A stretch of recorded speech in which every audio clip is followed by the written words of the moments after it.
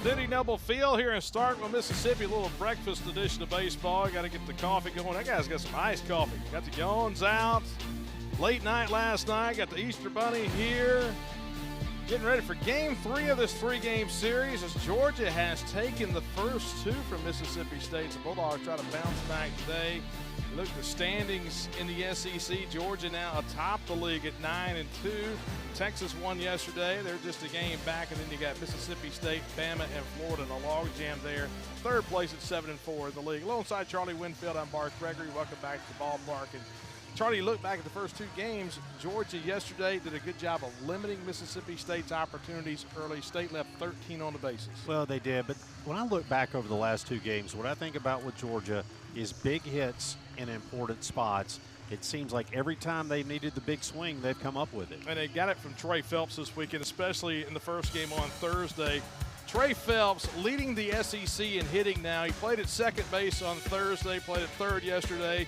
Had a big single to get everything started in that game on Thursday night, and there is a late single to right field. He had a big 3-run bomb, and Charlie, that 3-run home run really set the tone for the weekend. Well, it certainly did. The thing's so impressive, using all fields and hitting for power. Yeah, Mississippi State, the story yesterday was Tomas Valinkas. He went 7 1/3, and he pitched maybe his best game all year. Well, he absolutely did, and it's a tough pill to swallow for State when your guy goes out, plays the best ball game anybody's played this weekend, and comes home with a loss. But it was the mistake in the 7th that got out of the yard, and then again in the 8th, the decisive blow. Fastball across the middle, and it just clears the fence. Ryan Wynn went the other way, hit the home run after Michael O'Shaughnessy tied the game. Tomas Valinkas came out of the game frustrated with a 2-1 deficit at that time. State were going to lose it 3-1, and now they turn to Duke Stone today, the Georgia native, trying to salvage a game this weekend. Well, Duke Stone trying to return to throwing strikes. Last week had a tough time, walked 7 of his 12 all season long in the game last weekend.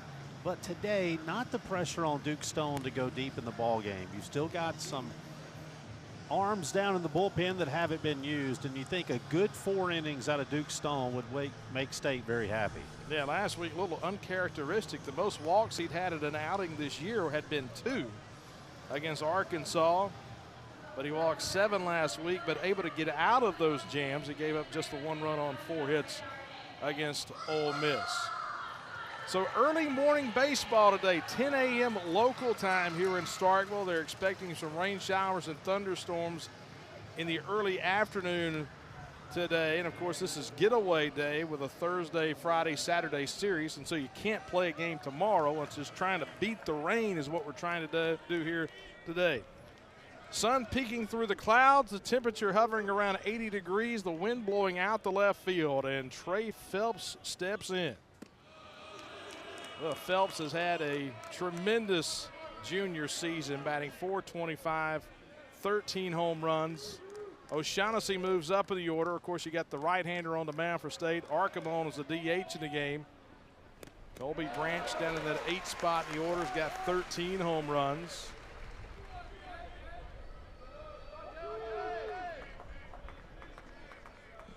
Georgia's got 4 left-handed hitters in the lineup against the right-hander, Duke Stone. And lifted in the air, out into right field, deep, and that ball is off the wall. That ball carried all the way to the wall, and Phelps has a leadoff double in the first inning. Well, continuing the good weekend, Phelps just drives one again, being willing to go the other way. They got a pitch up, and he's got quick hands.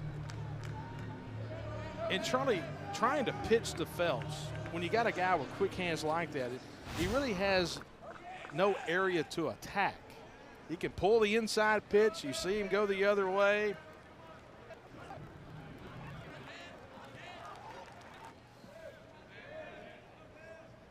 And the leadoff single here in the first.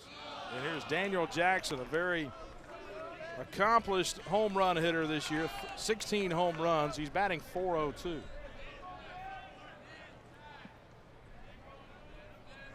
And with Phelps and Jackson at the top of the order, you got two of the top 3 hitters in the SEC. Phelps came in leading at 425. Bryce Chance for Mississippi State, who's going to lead off in this game, is batting 409. And Daniel Jackson, the guy at the plate, batting 402, third in the league. Noah Sullivan, who's in the Mississippi State lineup, is 7th in the league in hitting at 366. So you got 4 of the top 7 hitters in the league in this game.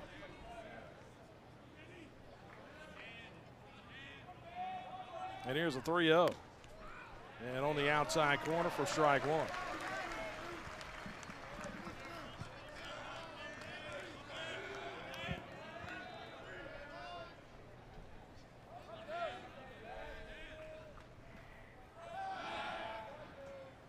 Georgia scored 1 in the first on Thursday, and then a 3-run top of the second inning. Took the early lead, led 10-2 after 5 innings. Actually, after 6 innings. The State scored 5 in the 7th inning and 2 in the 9th in that Thursday game. And then yesterday, it took Georgia a while to get on the board. You talked about it in the opening. Michael O'Shaughnessy with a solo home run in the 7th inning to put Georgia on the board. There's Wes Johnson and Will Coggin. Then Ryan Wynn had that home run in the 8th inning. Just solo home runs, the big key. Off the handle and out into center field. That's going to drop for a hit. They'll stop the runner at third, and runners will be at the corners. And back-to-back hits for Georgia to get it started here on this Saturday as Phelps doubles, and now Daniel Jackson with a single in the center field. And last night, we're talking about the home run from Michael O'Shaughnessy. Left on left, got the fastball and got every bit of it. That ball was hit on a line out of here. O'Shaughnessy, that home run is 7th of the season. So a double and a single to get it started today.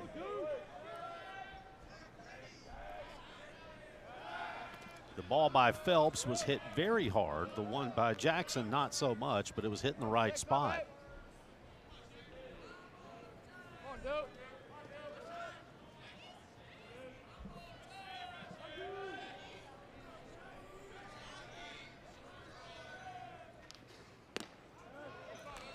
Try to run it away.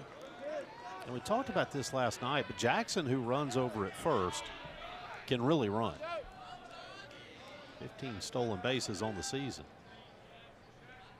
See, Georgia yesterday in innings 1 through 6 just could not get guys on base. Now runner going between first and second, and Jackson gets to second base without the throw. The catcher, that'll go in the books as a stolen base, number 16 of the season. Now take a look here. Jackson just takes off, and as the pick goes to first, Jackson's already headed into second base.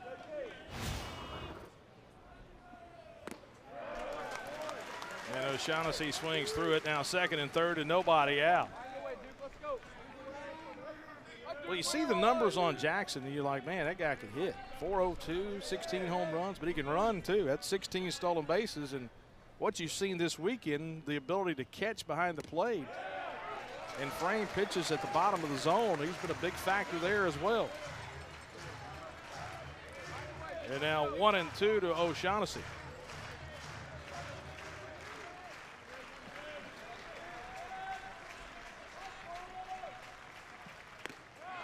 And strike 3 called at the top of the zone. And a big out to get for Duke Stone.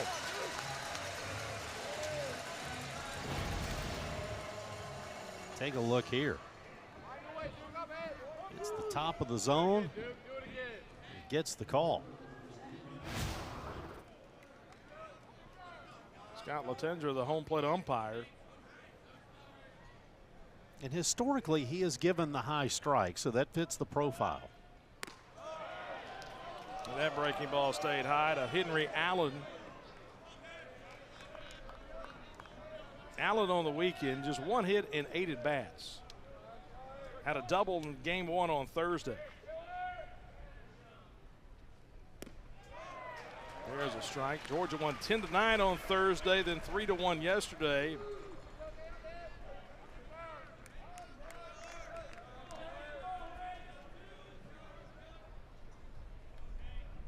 Georgia Dogs have claimed the series already, going for the sweep today.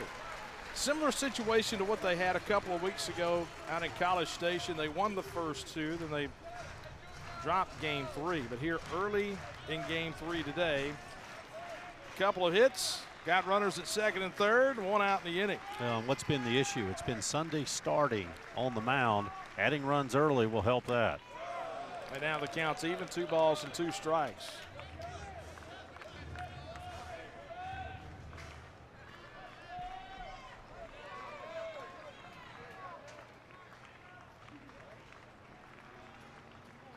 The pitch. Swing and a miss. Ran it down and in. And now back-to-back strikeouts for Duke Stone, trying to work his way out of this jam in the first. That's a big one to get. We saw Stone now use that changeup right on right to get the strikeout.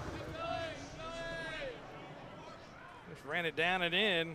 And here's Jack Archimon, the DH. Archimon making his 14th start. He's batting .298 on the year. Georgia used Bryce Callaway as a DH on Thursday in game 1. Oriot's batted. Koniarski batted in that game. Archimon actually got him at bat late in that game and struck out. Yesterday, Ishikawa, who's starting the game on the mound today, he was the DH yesterday.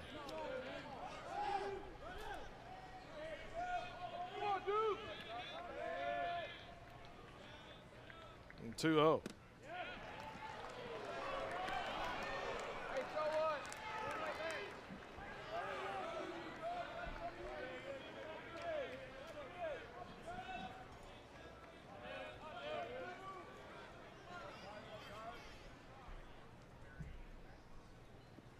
The pitch, and now 3-1.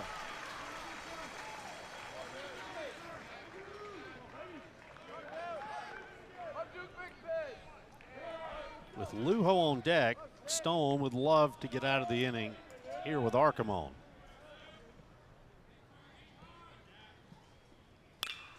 And chops it first base side and foul, and now the count's full. 3 balls and 2 strikes.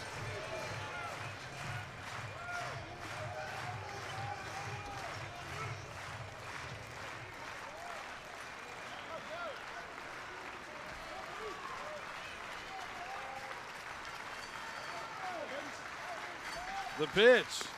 Try to check a swing, but he went around, and Duke Stone gives up the double, then the single, and then 3 straight strikeouts of O'Shaughnessy, Allen, and Archimon, and keeps this game scoreless as we move to the bottom of the first.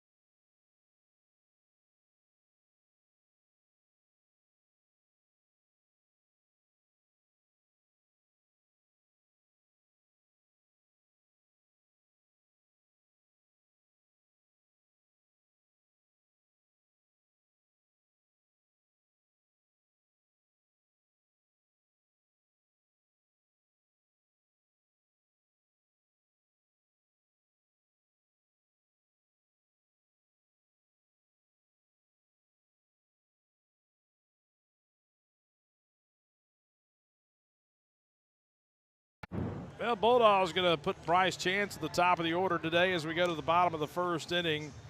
Aiden Teal out of the lineup today. He was hitting the foot with a pitch last night, so not in the lineup today. So Bryce Chance takes his place in center field.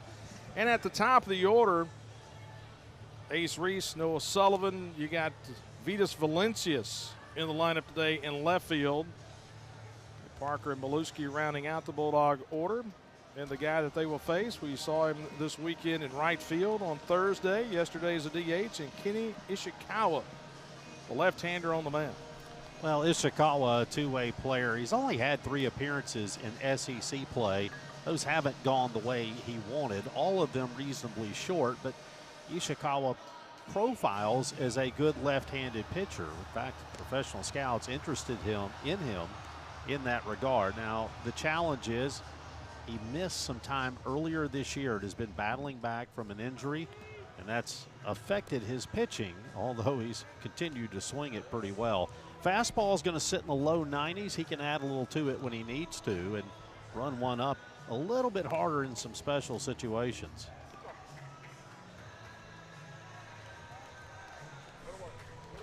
And so a left-hander on the mound, so Mississippi State will hit more guys from the right side today. Only 3 true left-handed hitters in the order. Ace Reese, Reed Stallman, Jacob Parker. Of course, you got Garrick Fry, the second baseman, batting in the 6th spot, and the order's a switch hitter.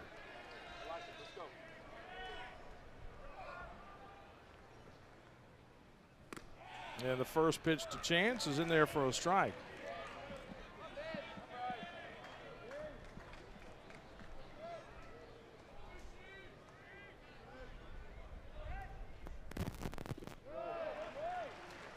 Well, State left 13 on base last night. They left 10 on the bases on Thursday.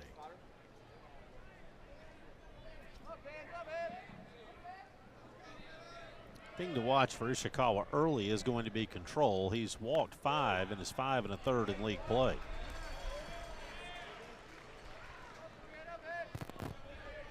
Thought he may have had a call strike there, but didn't get it. Bryce Chance batting .409 on the season. That pitch gets away.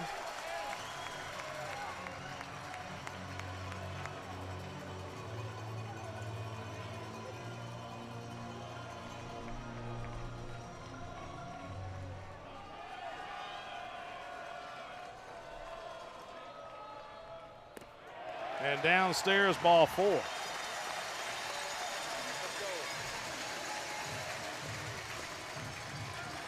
And a leadoff walk. Yeah, last time out against South Carolina, at least last time out in league play, Ishikawa threw an inning and he walked a couple, and he starts the bottom of the first with a walk to Chance.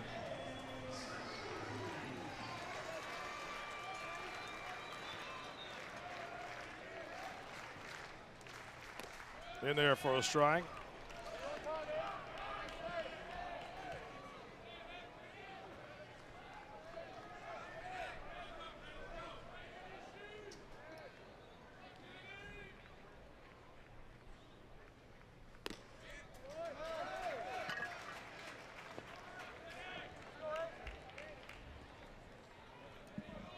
Well, Ace Reese at the plate. Looking to get things going in league play. And a strike called at the bottom of the zone. It seems like when you're struggling a little bit, trying to get things going, all the 50-50s go against you. We fouled it back.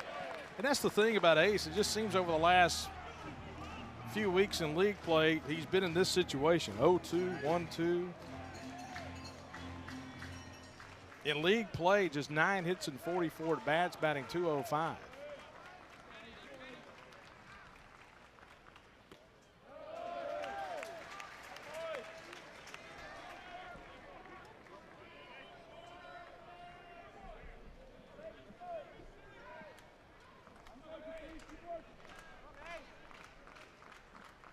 The pitch, and fouled it back. Yeah, you look at last night's game, Charlie, and I'm sure you got all the data when you start looking at all the stuff, the statistics and things of that nature, but it just didn't feel like State got, as they say, good wood on some pitches last night. A lot of ground balls, fly balls, just didn't hit anything square. Runner going, the pitch is inside, and the throw is airmailed into center field. And Bryce Chance will get up and head over to third. Well, this throw just gets away. I think Chance had the base stolen either way. Got a good jump over at first. Pitch was inside, and the throw carried away.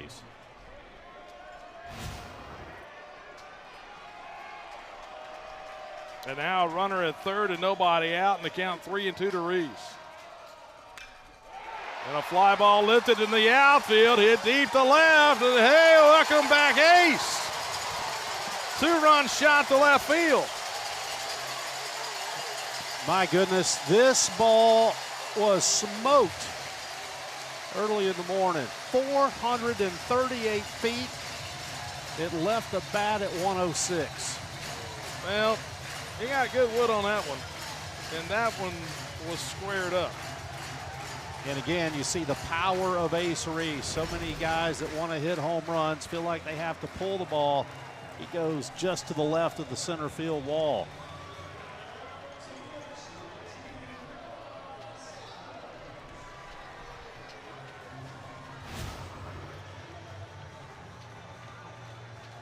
And Mississippi State gets on the board after Georgia got a couple of guys at second and third and nobody out in the first, and Duke Stone able to strike out 3 in a row. And here's Noah Sullivan.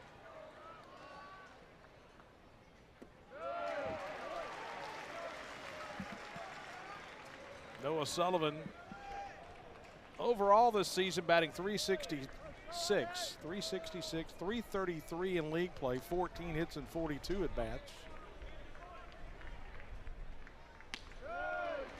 You talk about Ace and how he's struggled a little bit in league play. 6 of his 10 hits have now been extra base hits in league play, and 4 of those home runs. And now the catcher, Daniel Jackson, comes out to have a word with Ishikawa. Exit angle on that home run, by the way, was 25.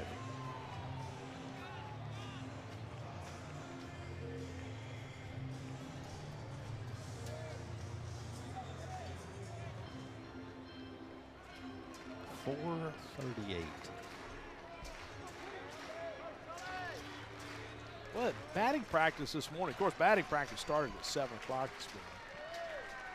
So the air is a little bit heavier at 7 o'clock, but State and Georgia BP today both had hit BP on the field, and the ball just wasn't carrying here at the ballpark at all. That one did. 2-1. The wind is blowing just slightly out of the south, which is out to left field today. That's one that didn't need it. But it's not just a big factor with the wind here today. Here's a 3-1. Try to locate the outside corner. And he walks Noah Sullivan. So a leadoff walk to Bryce Chance, the home run to Ace Reese, and then the walk to Noah Sullivan. Still nobody out here in the first.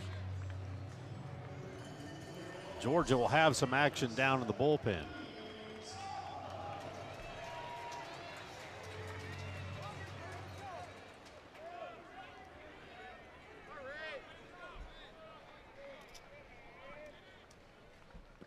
And the pitch down and away to Reed Stallman.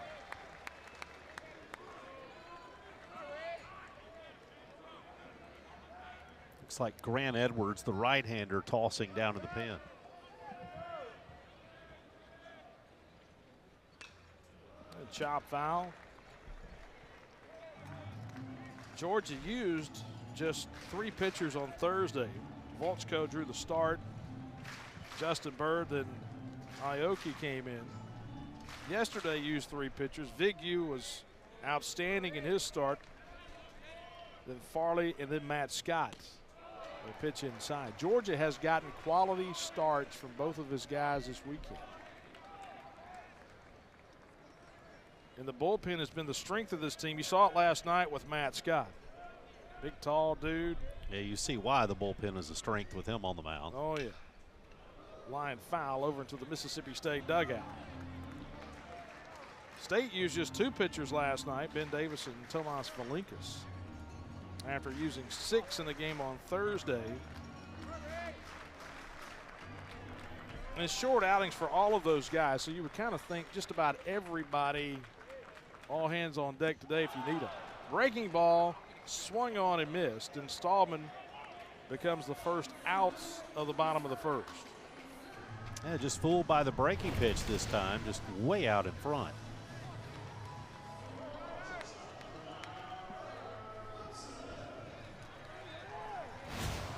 And now Ryder Woodson will come to the plate, the Bulldog shortstop. He was 1 for 3 last night, also hit by a pitch. Had a 2-run double in the game on Thursday. Way outside and back to the screen, and Noah Sullivan will head into scoring position. And that's going to do it. Wes Johnson is out of the dugout, and he's going to point to the bullpen, and Georgia will try something different here in the bottom of the first. Wes was pointing at the bullpen when he took the first step out of the dugout. It wasn't one of those, all right, how are we thinking? Everybody feeling okay? It was a decision made quickly and emphatically. And Ishikawa will come out of the game after a third of an inning. And Georgia to the bullpen in the bottom of the first. Mississippi State off to a 2-0 lead.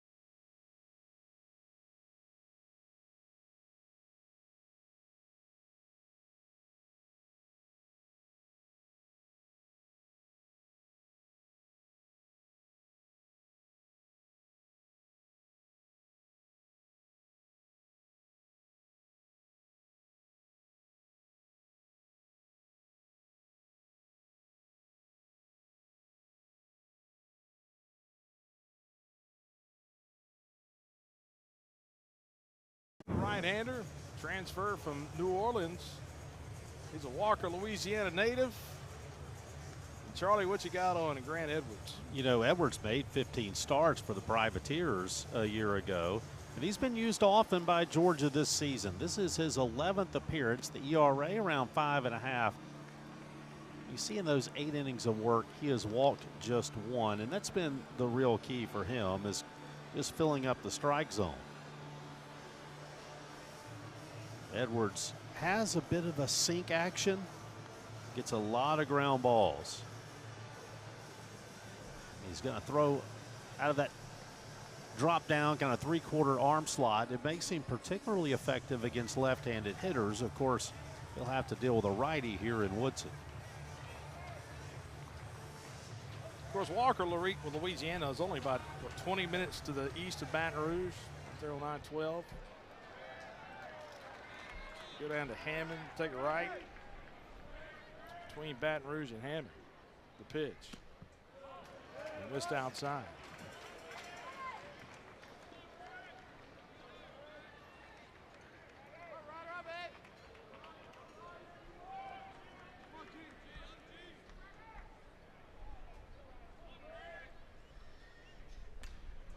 Fouled it back.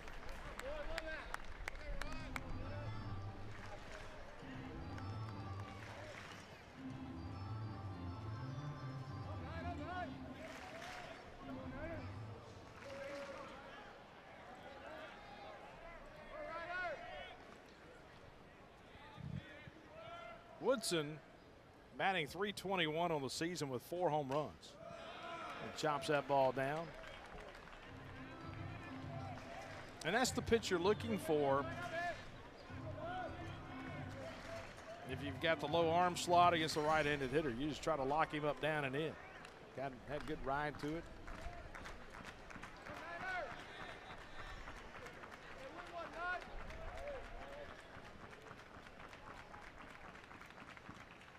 Breaking ball, grounded, fielded by the third baseman O'Shaughnessy, and he tosses across. Well, O'Shaughnessy,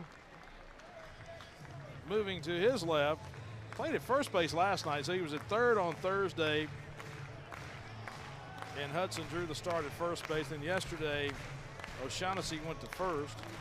Georgia started Trey Phelps at third. That was the ball when it left the bat. Crowd thought it might have been hit a little harder than it was. It had a lot of pop in the sound, but not a lot of pop in the velo.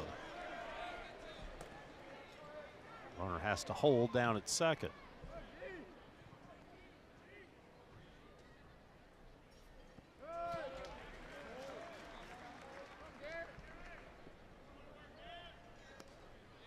Here's Garrick Fry turning around and batting from the left side. Against the starter, he would have batted from the right side, Ishikawa. But now that Georgia's gone to the bullpen and brought in Edwards, he turns back around and hits from the left.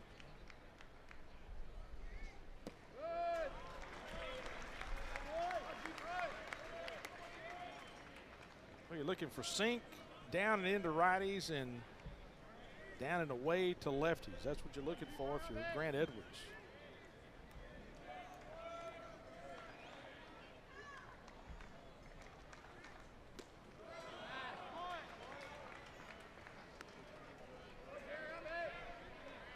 Two runs in the inning on the two-run home run by Ace Reese. Then Noah Sullivan walked.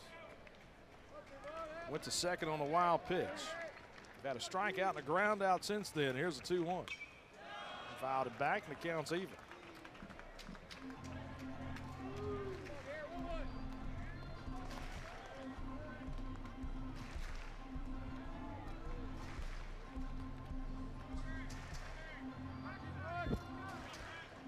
You know, despite pitching from that three-quarter arm slot, Edwards has been really good against left-handed hitters in his career.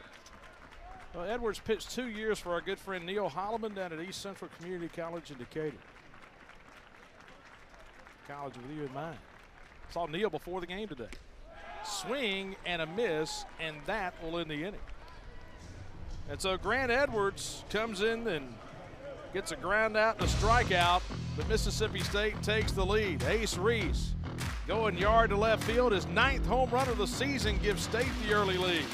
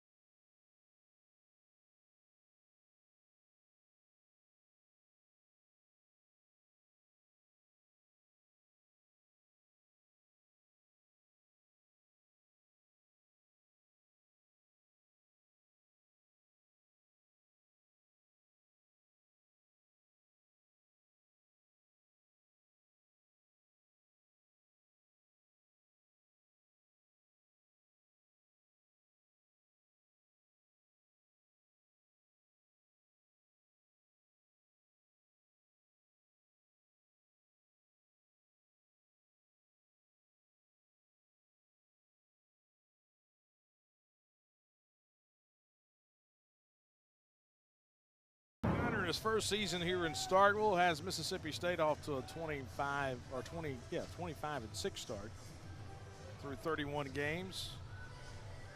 They built the program at Virginia, built it right, built the power. 7 College World Series appearances, 2015 National Championship. Went to the tournament 18 of the 22 years in Charlottesville. And he has fit in very nicely here in Starkville. Talked about it in the offseason about it embracing expectations. Well, if State's going to meet those expectations, they're going to need the guy on the mound, Duke Stone, to pitch some good innings for them. He pitched himself out of trouble in the first. He gave up a double to Phelps to get things started. a single to Jackson, but then a strikeout looking and a pair of strikeouts swinging to end it. Got out of trouble. They made him throw a bunch of pitches in the first inning. He threw 24 in that first. Rylan Lujo struck out the game last night, which is notable only because it so seldom happens. That's right. Rarely you talk about a guy striking out like that, but he's only struck out 5 times this year. Chops the ball left side. Bulldogs had the shift on and airmailed from Ryder. Lujo got down the line well, but Ryder Woodson. And that net saving a fan in the third row.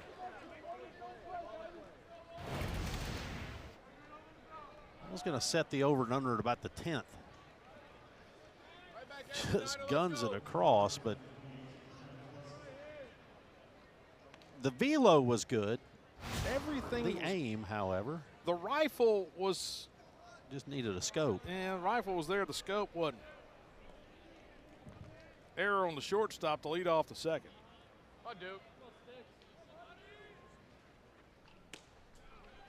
In there for a strike. Brennan Hudson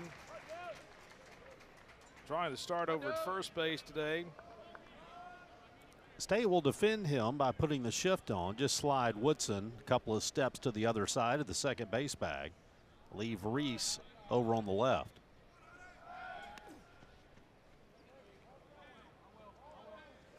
We've seen State do that throughout the weekend, and then in a 2-strike situation would flip sides of the bag between Reese and Woodson. Well, you ask yourself the question, why do you do that? Because before 2 strikes, you want to leave your third baseman over there and play closer to the line. And then with 2 strikes, you put your third baseman over and you put a guy at shortstop. You don't want to put all of your guys out of position.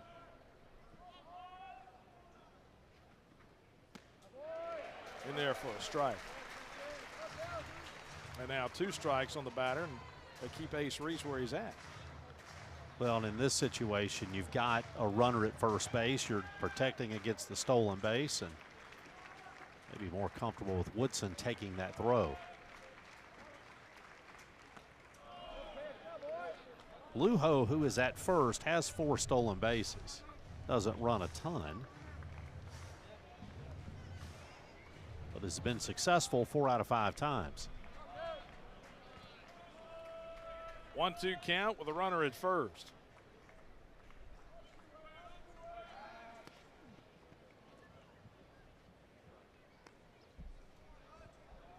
State with a 2-0 lead on a 2-run home run by Ace Reese in the bottom of the first. What do you say, Dope?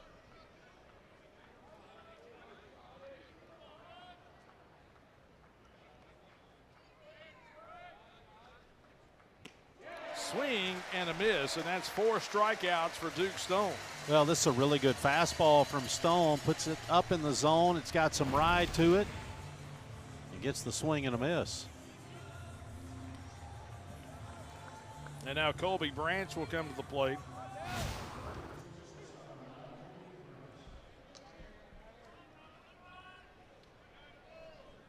Branch walked a couple of times in the game on Thursday and scored a couple of runs.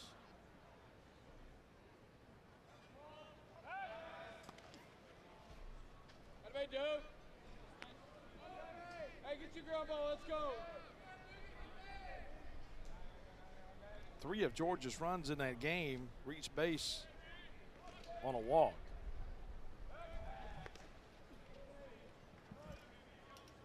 Kind of a tale of 2 nights for Bulldog pitching.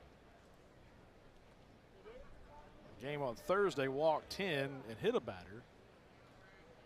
And then yesterday, Valinkas was so good. 10 strikeouts and no walks. State pitching didn't walk anybody yesterday. Ben Davis gave up an unearned run in the 9th inning. Struck out 2, didn't walk anybody. He went an inning in the 3rd inning and 2/3 yesterday.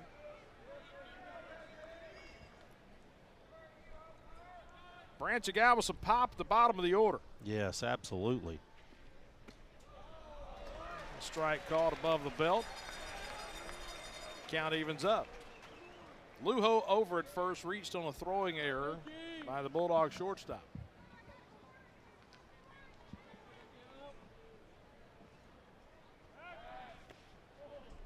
State made 2 errors in the game on Thursday,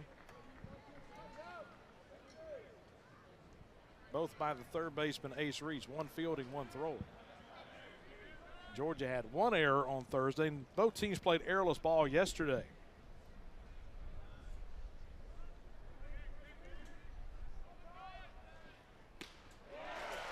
Yeah, cut on and missed the fastball at 94. Now the thing about Duke Stone, and we talked about the starter yesterday with Dylan Vigue. Duke Stone doesn't throw anything straight either. Got movement on just about all of his pitches. 1-2. The fastball high. Well, he's got a fastball that plays really well up in the zone. It's got a lot of induced vertical break to it, which means it's holding its plane.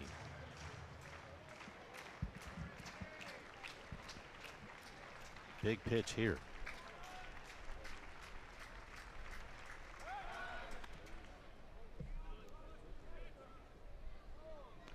And we talked about Lujo, who runs at first, who rarely strikes out, only 5.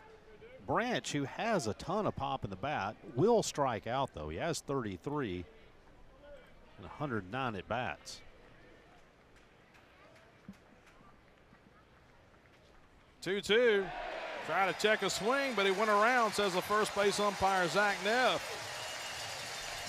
And Duke Stone gets the strikeout, his 5th of the game.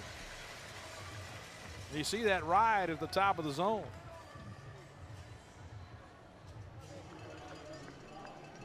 And now 2 outs for Ryan Black.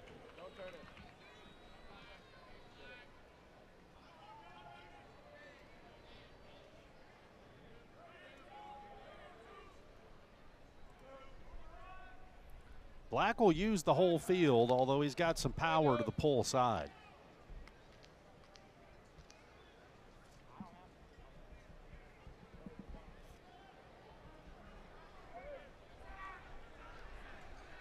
Was limited to 116 at bats last year, just battled injuries all year long.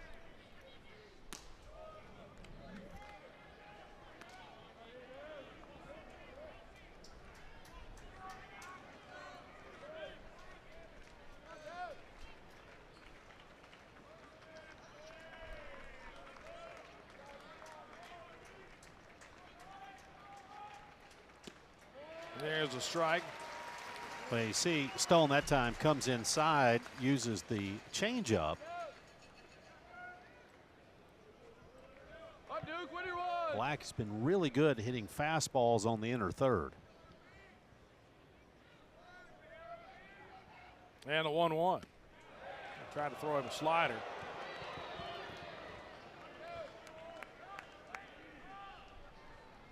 Duke.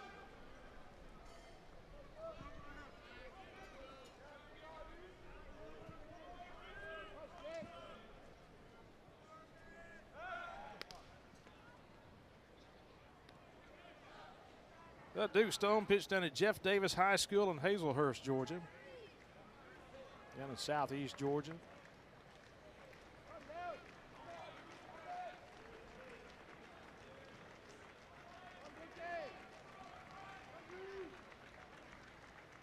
The 2-1. In there for a strike. Yeah, again using the changeup and finding the top of the zone with it.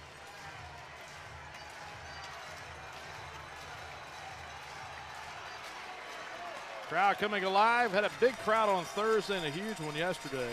Not as big today. Early morning start. Pitch. Ground ball. Headed to center field for a base hit. And Ryan Black going to extend the inning. Heading over to third is Rylan Lujo. And Georgia's got runners at the corners with 2 outs. And Trey Phelps coming to the plate. Well, it's a nice job by Black protecting with 2 strikes. Just takes it back up the middle. Bulldogs had Fry swung way around, and that opens up an area to the right side of the second base bag. Throw comes back to the middle, so hold the runners on the corners with 2 outs. And a guy who the last time up doubled, but It was hit very hard. Trey Phelps double to right field off the wall in the first inning. Leading hitter in the SEC. And with that hit, that batting average at an even .430 at the moment.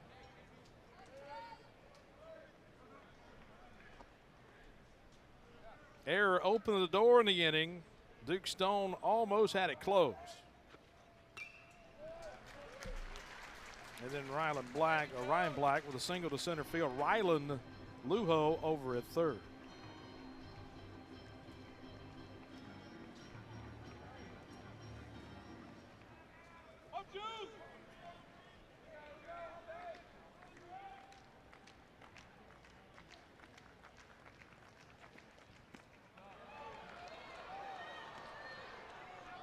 And now 2-1. All 5 of the outs that Duke Stone has recorded so far have been by strikeout. He'd take it any way he could get it here. Got under it. High on the infield. It's a tough sun field this time of day. And Ace Reese will squeeze it, and that will end the inning. So Duke Stone gets Trey Phelps to pop out on the infield. Georgia strands a pair. Middle of the second, it's 2-0 State.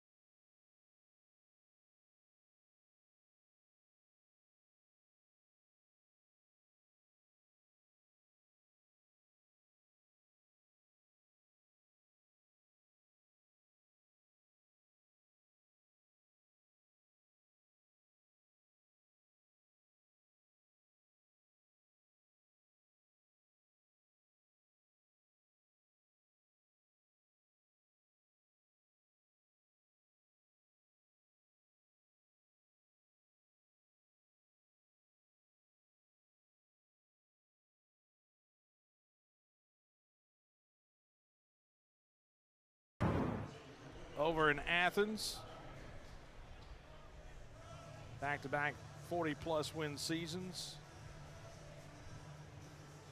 Fastest 100 wins in Georgia history. Wes has done a good job in the portal. There's Dick Amirani sitting to his right. Former Bulldog catcher, 13-14. He works with the catchers over at Georgia. He's done a good job over there.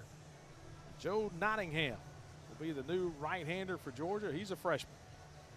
He's a freshman who can throw it really hard. He's going to sit 95, 97. He's hit 100 on the gun this season in a ball game at Texas A&M. And with that, you wouldn't be surprised if I told you that his plus pitch is the fastball, but he's got a really good slider as well. So we saw Jack Bauer a couple of days ago from Mississippi State throwing it hard as a freshman. Here's another guy who can really run it up there.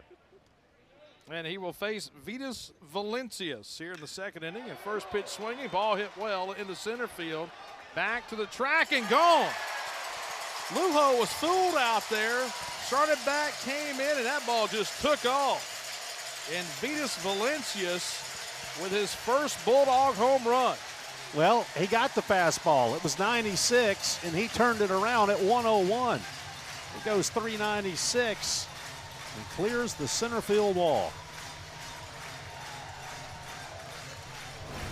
Let's look at this. Watch the center fielder, Lujo. Stopped, He went back, stopped to come in, and then was like, oh, that ball's taken off. Wasn't going to catch it unless he had a trampoline. And Jacob Parker waves the first pitch.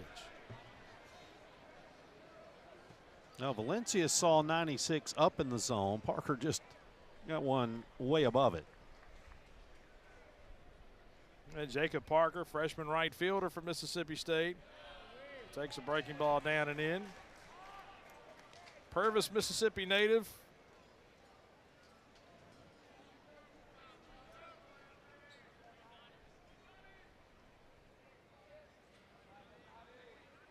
State's got 3 runs on 2 hits now. And both the hits have been home runs. A walk to Bryce Chance in the first, and Ace Reese homered. And then Vitas Valencius.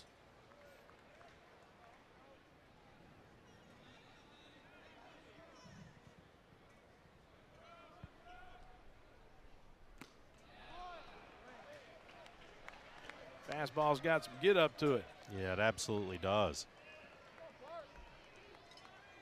Parker's got some power for a freshman. 6 home runs. Batting .344. Making his 17th start of the season today. 2-2. Yeah. Just couldn't catch up with a 96. Parker goes down swinging for out number 1 of the second. Yeah, heavy dose of fastballs in this at bat. And just could not catch up. So Kevin Maluski will hit now. Base is empty, 1 down here in the bottom of the second. Maluski has drawn the start in the first 2 games this weekend. Andrew Raymond has come in late in those games. Maluski batting .214. He's got 9 hits but 5 home runs.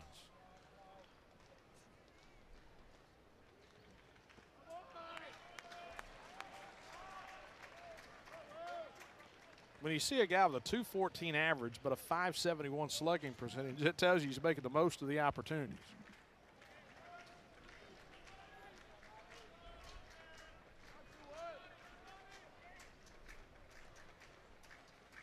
Here's a 2-0. And missed down. Now the count 3-0. After Maluski have flipped the order, go back to the top with Bryce Chance.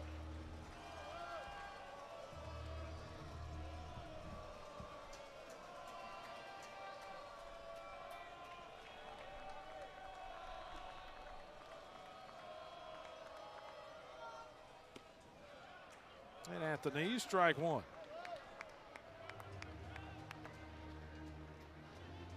Partly cloudy day today here in the morning, 10:53 local time. And that ball lifted in the air, out into the outfield, ranging back on the track, and Ryan Black going to haul it in. Crowd got a little loud. Today's one of those days, a ball hitting the air, it may have a chance. It's kind of dead this morning, as we talked about in BP, but it's beginning to liven up a little bit now.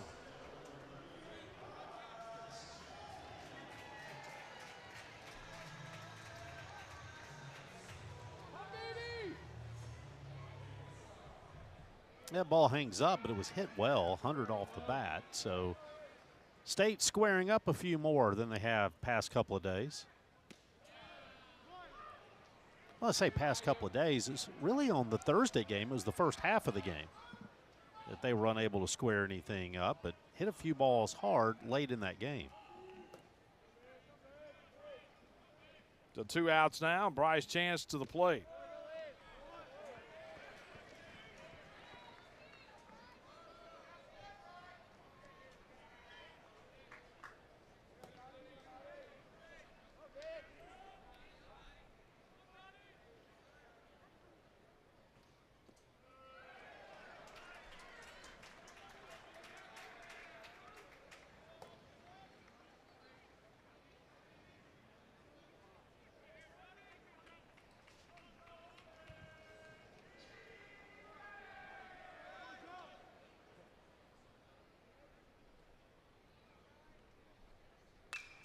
And that ball hit into left field.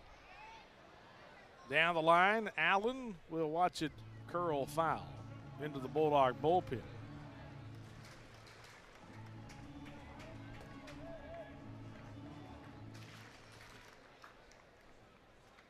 Bryce Chance, without a home run this season, he's got 11 doubles.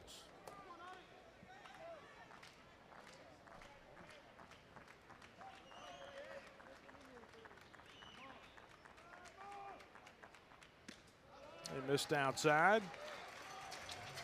Chance hitting in the leadoff spot today. Aiden Till, the Bulldog center fielder who had been leading off here past several games, out today after being hit on the foot yesterday.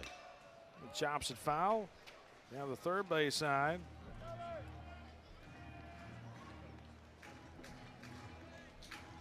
Bryce has 12 career home runs. He hit 6 as a junior, 4 last year after hitting 2 as a freshman. So he's got some pop when he needs it, but this year has not had the home run. He's really put the ball in play. Batting .409 coming into today, which is right behind Phelps, who leads the league. 3-2. That ball lined to the left center field, and that's going to get down for a base hit and all the way to the wall. Chance running all the way is going to get to second base easily with a stand-up double. Well, good job by Lujo to get to it in a hurry, because off the bat, when it got past him, Chance can really run. I don't think Lujo originally recognized how hard this ball was hit. It was 100 off the bat and was headed for the gap. Lujo thought he was going to be able to cut it off for a moment, then sees it get past him, but recovers quickly. And Chance holds up at second base with a double. And now Ace Reese, who homered back in the first, will get a chance to swing the bat with a man aboard with 2 outs here in the bottom of the second. And blocked up nicely by Daniel Jackson, the catcher. Reese in the first inning, 106 off the bat, 438 off the bat. 438 the distance to left center field. He got all of it. Went the other way.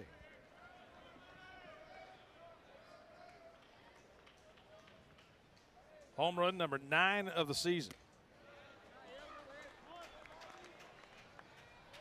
The count now 1-1.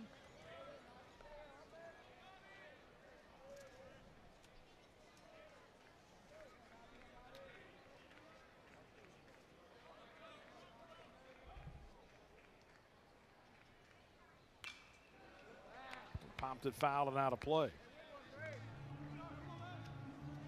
We're seeing more and more of Reese going the other way, especially here over the last few weeks. He had some flyouts the other night on Thursday. Had 3 flyouts to left field. Had 1 yesterday. He's putting the ball in the air the other way. Here's a 1-2. Fouled off, third base side again.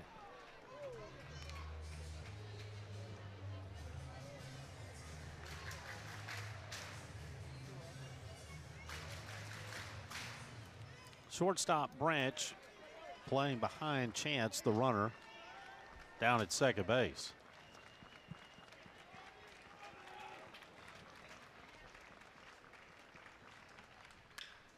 And chops it. First baseman knocks it down, and will be no play at first as Hudson just really had to play catcher over there and just block it up, but it kicked off the foul territory. That will be an infield single by Ace Reese, and the inning stays alive. Now, a lot of spin on this ball. Hudson tries to block it up, but it kicks off of him, and Ace Reese able to beat the recovery.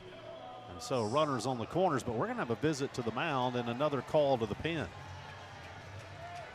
And so Wes Johnson out of the Georgia dugout, and will bring in his 4th pitcher of the day. So Joe Nottingham gives up 3 hits in his work here in the second inning. Gives up the solo home run to Valencius to start the inning, the double to Bryce Chance. And now Georgia will go back to the bullpen. Mississippi State leading 3-0 here in the bottom of the second.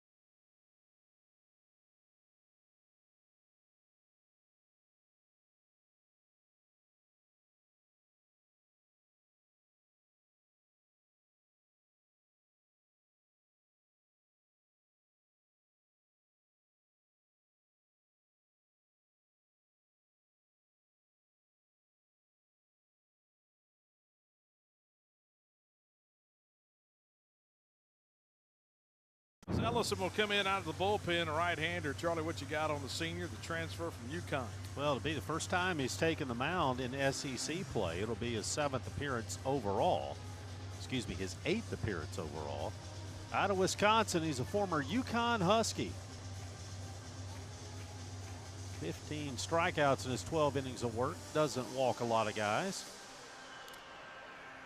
Ellison tends to throw in the low 90s. He's touched 96 this season.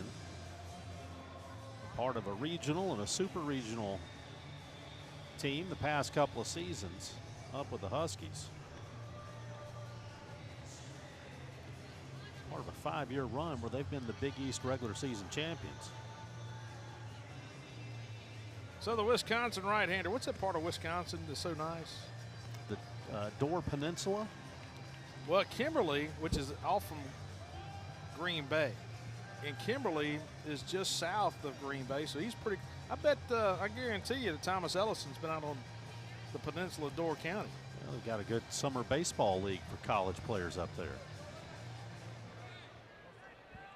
But he comes in to a 2-out situation, runners on the corners. And the pitch is down, and that's ball 1.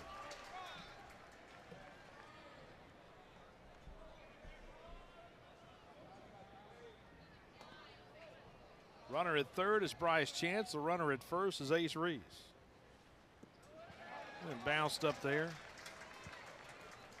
Ellison's got a cutter that he will use to go along with his fastball.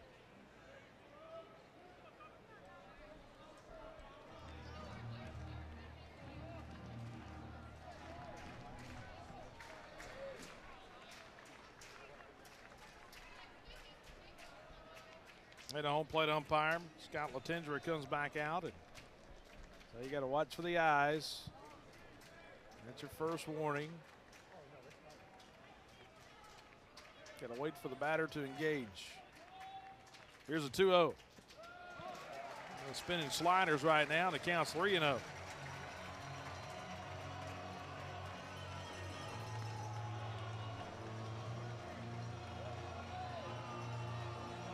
A run home in the inning on the solo home run by Vitas Valencius. Ground ball left side, fielded by Branch. The throw to second. Bulldogs turn Noah Sullivan loose on the 3-0. And he grounds it hard but out, and that will do it for the bottom of the second. Well, the Ron Polk Ring of Honor today going to be joined by Chris Stratton, former Bulldog, when we come back.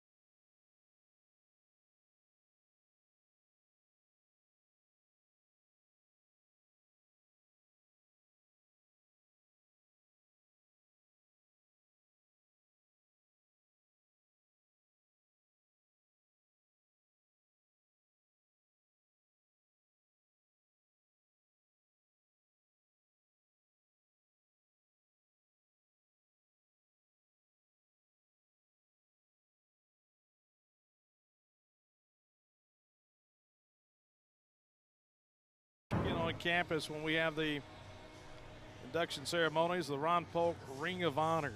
We got 3 new cast of characters going to hit that wall later today. One of those joining us in the booth, Chris Stratton. Chris, how you doing, man? Always great to see you. Doing great. Great to see you as well.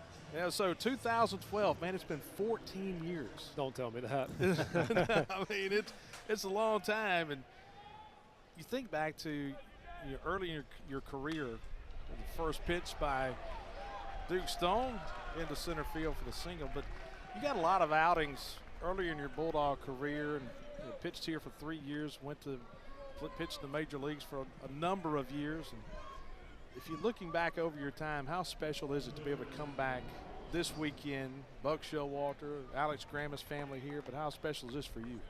It's an extreme honor, to be honest with you. Something I didn't really expect, but just blessed to be in this position that I've been in. Definitely got to thank John Cohen and Butch Thompson for taking a chance on me and giving me some of those early opportunities my freshman year to definitely get burned along with the rest of my friends and stuff. But I think it really helped us grow as players and as men, and really helped propel us as a team. Yeah, we just saw that with Nottingham out there, the freshman from Georgia. You throw a guy in as a freshman, you may give up a few hits here and there, but they'll be better for it next year and the year after that. All right, it's funny. You talk about Butch Thompson and John Cohen. Of course, John hired here in 2008 after the baseball season in 2008. And we talked to Lane Burroughs. And, of course, John came in. He hired Butch Thompson. He hired Lane Burroughs, who's now at La Tech. And Lane says his first phone call was calling Chris Stratton. He said, I think you were playing in some kind of travel ball tournament in Kansas or something? I think it was. Oklahoma. Huh? Oklahoma. Okay. Yeah. He came and saw me in some like junior, I don't know if it was called Junior Sun Belt or something, but it was in Oklahoma, and we had this team Mississippi thing together. And to be honest with you, I didn't play a lot away from home. Just kind of grew up playing locally. Just so happened to see me there. I know I had if I remember correctly, I had a couple good games there, but I had some ones that were also some learning experiences. I've had a lot of those, but You had him at the right games. yeah, I had him at a good game. Thank goodness. Duke Stone on the mound, leadoff man aboard for Georgia. Here's Michael O'Shaughnessy. Talking to former Bulldog, big leaguer, Chris Stratton, Tupelo native. All right, you talk about the learning moments that you had as a freshman and as a sophomore. And then after your sophomore year, you go to the Cape and you come back. It was almost like the switch had flipped a little bit. Talk us through that process of, okay, I come in, and you had some difficulties, had some good outings down in Baton Rouge as a freshman, so you had some positive there, but what was that light switch? Big thing is Butch Thompson, to be honest with you. Kind of finally hit home. When I first came in, I was mostly a fastball, curveball guy, and a lot of the time it was a really big curveball, so guys would kind of give up on it, and even the umpires. So Butch told me I needed to find a pitch that, was a little tighter, that was off speed, and I could throw in the strike zone. Stolen base. Woodson came up asking for the review. I'm not sure I would take his vote on this one. Not sure if he thinks he pushed him off the bag or something. Sorry, I'm watching the game. It's hard to talk and watch this game, but ended up my sophomore year. Butch ended up giving me a grip and told me to throw it like a cutter, and the sly way that he was doing was trying to teach me a slider. And that year, my sophomore year, was really up and down, just trying to figure it out. Sometimes it'd be straight, sometimes it would cut, sometimes it'd be a slider. And that summer, we really decided, hey, let's either make this a good slider or let's move on from it and do something else. So that whole Cape experience was just trying to get that, to be able to throw it for a strike, and that essentially is what helped me in my junior year and helped me get drafted. Well, the single followed by a walk and back-to-back base runners here in the top of the third inning for Georgia after State has taken a 3-0 lead. A couple of home runs today, one by Ace Reese, a 2-run shot, the other Vitas Valencias in the second inning. We're talking to Chris Stratton, former Bulldog. All right, so looking back at your career and learning that slider, is that you got a big right-handed hitter at the plate right here? Is that kind of what you're going to right now with runners at first and second? Whatever your best pitch is right now, trying to get you a double play, to be honest with you. So I wouldn't mind him see it, try to throw it inside and see if he can't let the shortstop turn this one right here, or maybe ace. But yeah, you got to throw your best stuff when you got to get guys in running position. So see what he's got. Okay, was there a difference in Chris Stratton pitching in college versus pitching in the pros in this situation? When you got to the pros, did you develop anything? Was it more pitches? Would you throw that right on right change up? And what would you do here? And there's a pop up out into shallow left field. Tough Sun Fields we talked about. Shortstop over, and Woodson had to reach back and make the catch right at the line. That's a tougher play than it looks for Ryder Woodson for out number 1 of the 3rd. And that's how we typically see shortstops handle that ball. We see shortstops overrun this ball, go into the left field line more often than not. Woodson left himself close enough to make the catch here.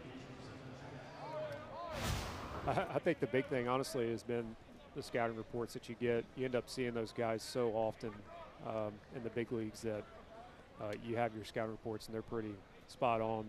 With some of these guys here, you might see them just once a year for these, 3 or 4 at bats. So just going at them with your best stuff. Jack Archimon at the plate. Oh, you talk about wanting a ground ball here. What's your go-to pitch when you needed somebody to get on top of one? Probably a slider. At least, when I was in college, it was trying to either get it on the ground or trying to get a swing over.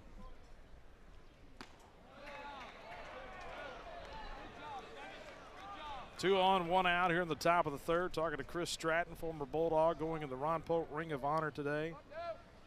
I can't talk to you without talking about that night in Baton Rouge. And he still talks about this all the time, by the way. I do. And it was you and Kevin Gaussman. And I know you guys saw each other a lot in the big leagues too. I think you had 17 strikeouts that night. I think Gaussman had 15 strikeouts. And it was good and bad. I mean, you had the great outing, and then we all ecstatic because Slaughter hit a home run to give us a lead, and then we got beat in the bottom of the 10th. You were already out of the game. Yeah. Throw back into center field, and taking off for 3rd base and in there safely is Daniel Jackson, an errant pickoff that's going to go into center field. But that night was special. I know you think back to that night too. Honestly, when it gets brought up, you kind of reminisce on it a little bit, but it's just one of those times where you're so in the zone, you really don't even realize, what's going on, except you're just going out there and trying to execute your pitches. So me and Slaughter just had a good game together, and he had a good game plan and could sense what was going on. So we were just attacking. It was one of those, it was actually opening SEC weekend there. I've always enjoyed pitching in Alex Box, though. That was a really fun place to play. Great fans that enjoyed baseball. So, but yeah, me and Kendall Graven would always joke around that I couldn't even go 9 innings there. I had to stop at 8 2/3. So. KG had a good major league career as well. He had a good weekend that weekend too with a bunch of groundouts. He did. Yeah, we had to salvage a game in that Sunday game that year, and Kendall got, 19, 21 ground ball outs in that game? That sinker, it was something special.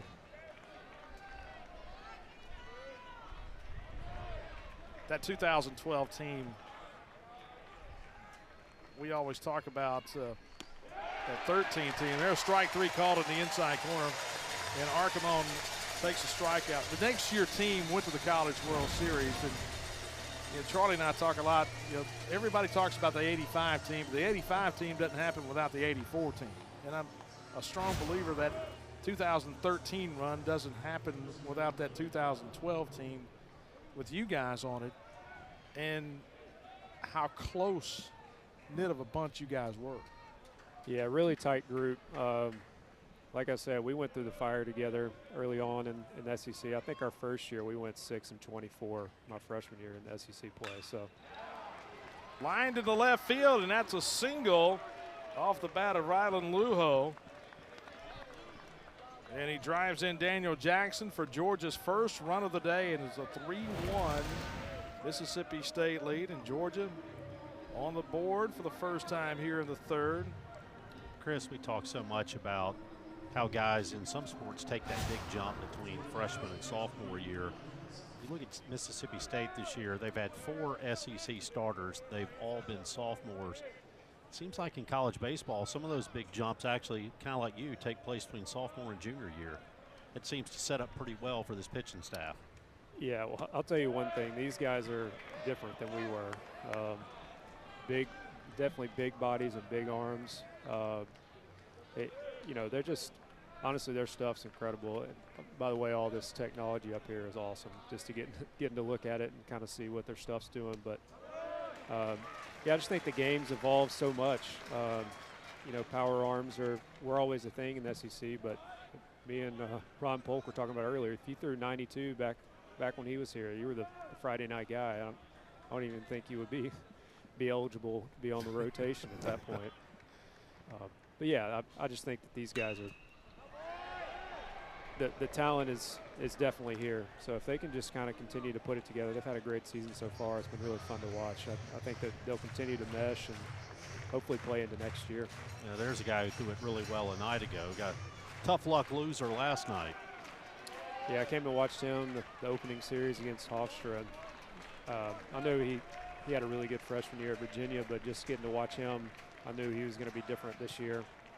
Just had 2 pitches that he really had to throw, but I know he's got a 4-pitch mix, but I think he's special.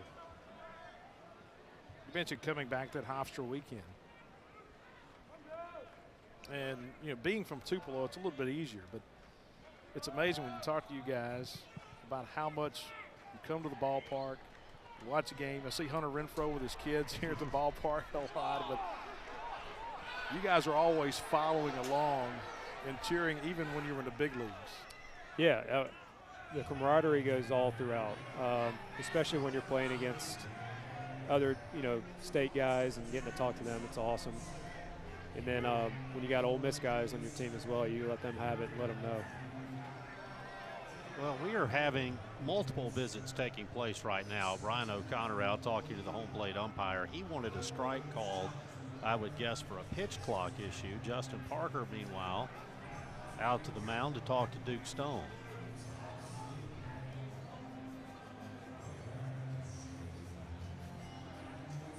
And Scott Latendra, the home plate umpire, is going to go out and see if Justin Parker has anything he wants to say and ask him. Justin Parker does ask a few questions. Not happy at all. But you really don't see that out of the dugout a lot from Justin. Count now 1-2. I'm not a superstitious guy, but I've already given up a run since I've been up here, so I really need him to punch him out right now. 1-2 the pitch. And downstairs in the count, 2 balls and 2 strikes. Got Chris Stratton in the booth with us here in the top of the 3rd inning. Got the Ron Polk Ring of Honor ceremony coming up 45 minutes after this game today over in the Hump. Rain forecast kind of moving everything around this morning. They're supposed to have the induction ceremony at 9 this morning. They moved the game to 10, and so they're going to do that afterwards. Hudson, a dangerous hitter, 11 home runs and 73 at bats. Just outside, and now the bases are loaded. O'Shaughnessy goes to 3rd. Lujo goes down to 2nd. Now Brennan Hudson drawing the walk to load the bases, and Colby Branch will come to the plate. Branch, the shortstop, struck out back in the 2nd. You can say this for a lot of guys in this Georgia order. Branch has some pop in the bat. 13 home runs on the season. Starts him off with slider. Chris, in this situation here, you think about Duke Stone, who's now at 68 pitches, but this is the 7th guy he's faced this inning, and you've seen some lengthy at-bats. How taxing is that for you, a guy on the mound, and trying to get that final out when it seems like you've just had a bunch of pitches together? Extremely taxing, and you're just trying to keep it here. You got your bullpen behind you, and this offense can do anything. So You know, your job, you got one job. This could be the game right here. So, you know, that's something that Jake Peavy used to talk about a lot, is recognizing as a starter when the game is. He's on the attack, though. I like it. When Brian O'Connor is asked questions in the post-game press conference, this is going to be one of those moments that stands out. Absolutely. A lot of times you don't know when that moment's going to come, but you kind of know this is a big one right here. 1-2. And popped him up, foul territory down the left field line, and that one is going to curve out of play.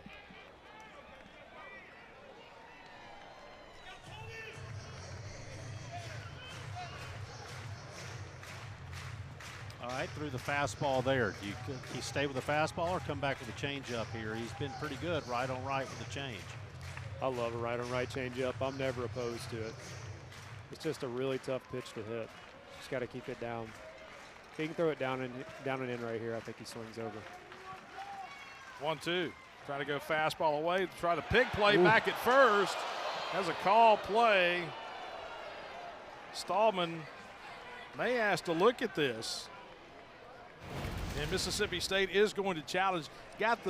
Appeared to get the tag on the foot, and where was the hand when that tag was applied? First base umpire Zach Neff quickly said safe. And now State is going to challenge. All right, hey, I got to ask you, do you like the ABS system? Man, it's already a small zone in the big leagues, but. All right, getting a replay on the board. Oh, let's take a look.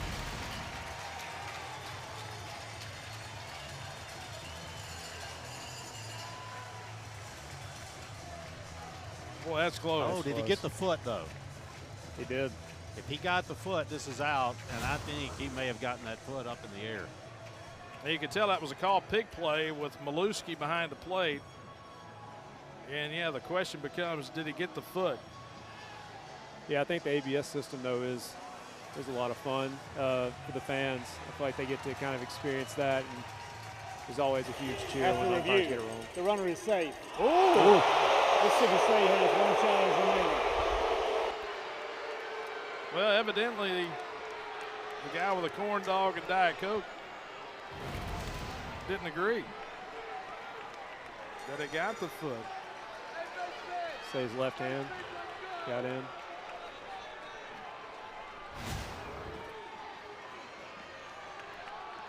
Here's a 2-2. So State loses that challenge, and now the count's full. And now is where you've got to take the best pitch you've got and live with it, don't you? That's it. State challenges. It goes back to Birmingham. And the call is safe, the 3-2. Swing and a miss. They got the pitch down, swung over the top. Big moment, State gets out of it. Appreciate you joining us, Chris. As always, great to see you, man. Great to see you, too. I'm glad he got out of that. Just one run. All right, we'll see you after the game. Chris Stratton going in the Ron Polk Ring of Honor. We'll be back for the bottom of the third, a 3-1 State lead.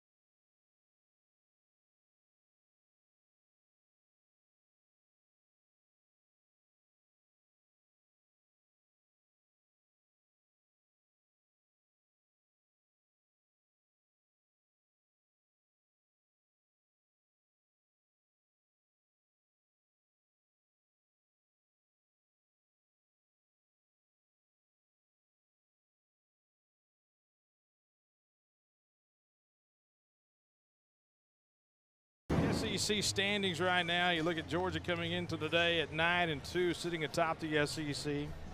Texas at 8-3, bounced back after a loss on Thursday to South Carolina. They've split the two in that series. State's fallen 2 games behind Georgia, now 7-4. Bama split the first 2. They were knocked off yesterday in Norman, and then Florida at 7-4. Everything kind of jumbled up. It'll be a wild race in the SEC this season.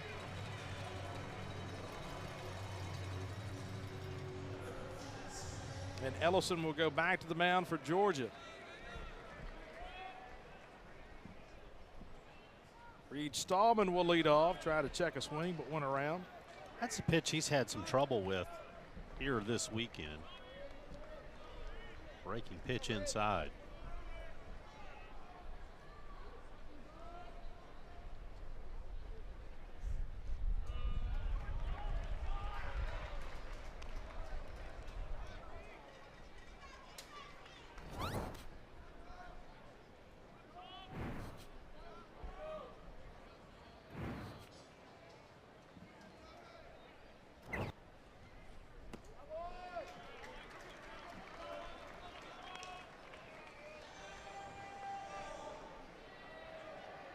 Well, how big was that strikeout? Back to end that top of the 3rd inning. Ground ball out to second. Trey Phelps has got it. He'll flip it over in time for the out. Leadoff man retired to start the bottom of the 3rd, and Ryder Woodson will come to the plate. Woodson grounded out to the 3rd baseman his first time up.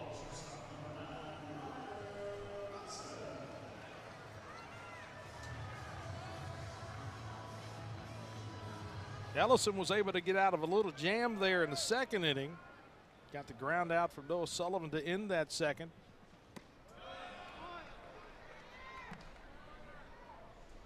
It's always great to see Chris Stratton, just a tremendous human being, good representative of Mississippi State. Pitcher of the year in the SEC in 2012. See, trying to work away from Woodson. Started it with a breaking pitch, goes fastball there. We talked about with Stallman, it's been that breaking pitch inside that's given him trouble. For Woodson, it's been the spin away. And they're going to put a ball on the board, because that's the 2nd warning for Ellison. Not waiting on the batter.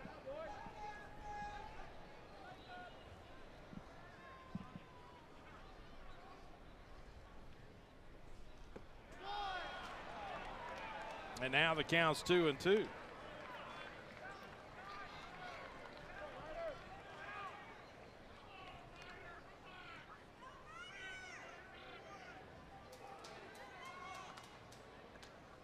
I think if I'm Ellison, I stick with that pitch for a while. And Breaker's been good at the bottom of the zone. Well, he elevates it a little bit that time, and Ryder Woodson swings through it for out number 2.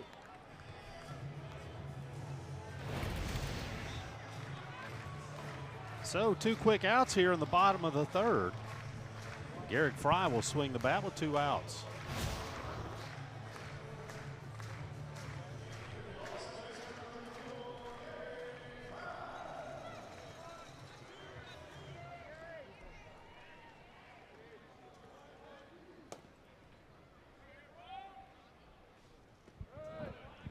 Struck out swinging his only other time up. That was back in the 1st inning.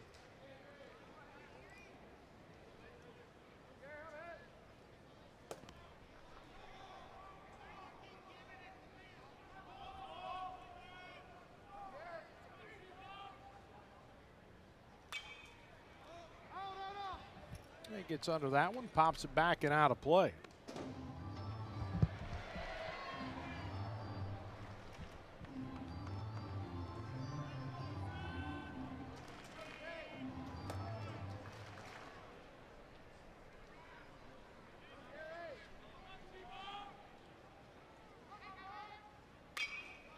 And grounds it to the right side. First baseman fields it. Hudson underhand toss and quick work. In the bottom of the third inning from Thomas Ellison. Then we'll move to the fourth inning. Still 3-1 Mississippi State.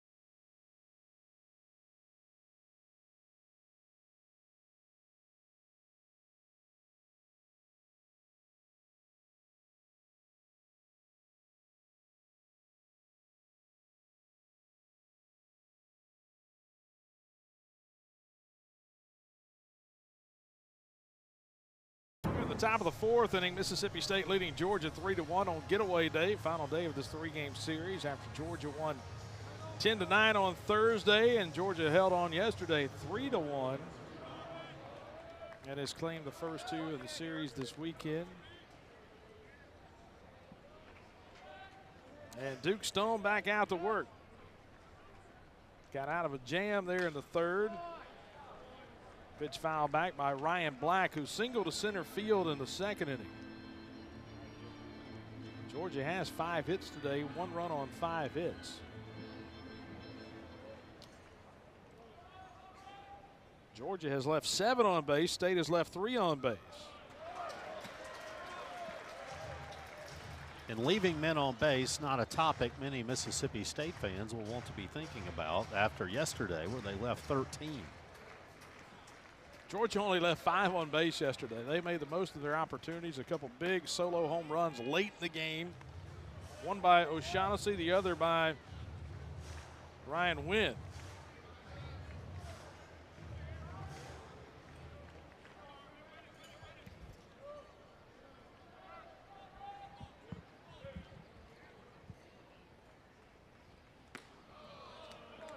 And now the count 2-2.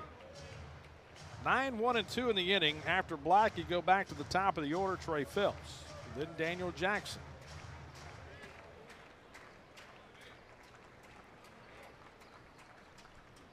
And there's strike 3 call. Got the fastball at 95. Duke Stone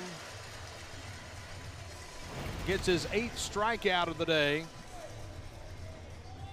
And 1 out in the 4th. Yeah, the pitch count a little higher than Stone would like as he's creeping up to 80 here in the top of the 4th, but you see the fastball is still there. Good looking fastball here to get the strikeout. And Trey Phelps steps in. He's 1 for 2 today. Double to lead off the first. Well, one thing about it, he has not had a clean inning. He would love to have one here. He's had at least 2 runners aboard every inning. Had runners at second and third, nobody out in the first. Yeah, Phelps doubled and then Jackson singled. And Jackson stole a base and at second and third, nobody out, and Duke Stone able to strike out 3 in a row to get out of the first. Left runners at first and third and the second. Left them loaded in the third. So Georgia has ended every frame with a man standing 90 feet away. Scored a run in that third inning after State took a 3-0 lead after 2. 2-run home run by Ace Reese in the first inning for State, then a solo shot to center field by Vitas Valencius to lead off the second.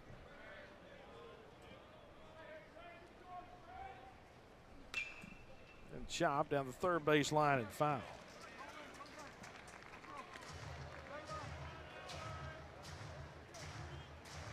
Interesting to hear Chris Stratton talking about the right-on-right changeup and how much he likes that. You see, some pitchers will stay away from that. Stone, though, the guy who has been really good at using that changeup.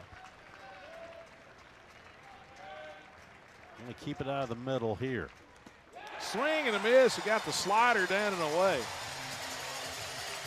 And strikeout number 9 of the day for Duke Stone, and back-to-back strikeouts here in the fourth. Yeah, gets a chase here. Uses the slider, starts it on the outside, and runs it away.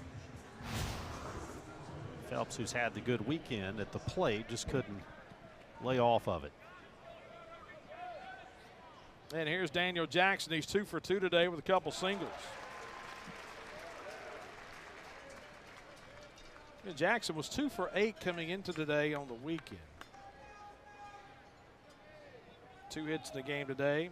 Scored Georgia's lone run back in the third.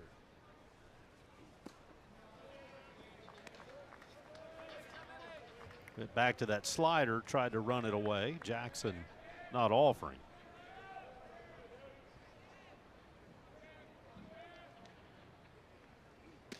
You know, that's really been the difference for Georgia this year, Bart, that I think has made them so special at the plate. They've always been able to run it out of the yard, but this year, much better zone discipline, not swinging at a lot of balls off the plate. Now Stone a strike away from getting his first clean inning.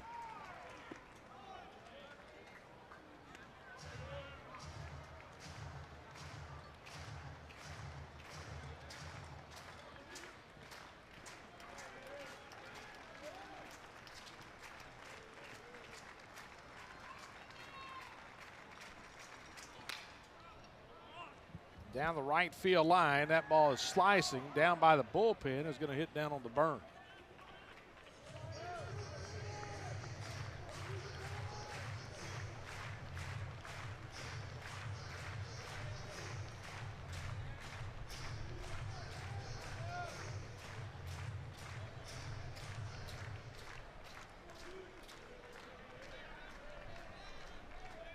Count still 2-2. The pitch. And now full. Early morning baseball. 10 a.m. local start. And strike 3 called at the top of the zone. And Duke Stone strikes out the side in the top of the fourth. And Mississippi State keeps his 3-1 lead. Well, we'll go to the bottom of the fourth inning, and Buck Showalter, former big league manager, he's going to join us here in the booth for the bottom of the fourth.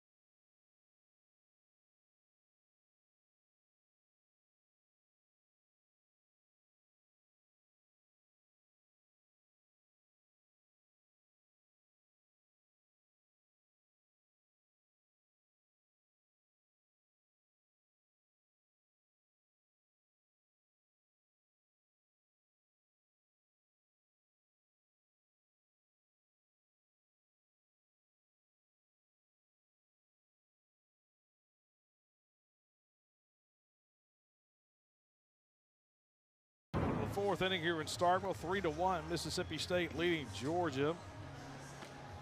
Bulldogs will have 7, 8, 9 coming up. Bottom of the order coming up in the bottom of the 4th inning. Georgia will send the right-hander back to the bullpen, or back to the mound. And Thomas Ellison. Kind of turning into a warm day. The temperature right at 80 degrees. And Vitas Valencius will step in. He homered to lead off the second.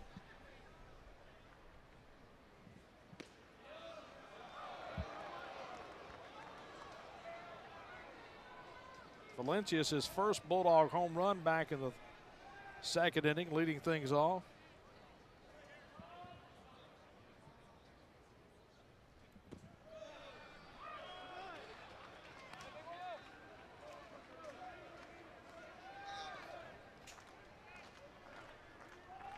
Well, Valencius drawing the start in left field today.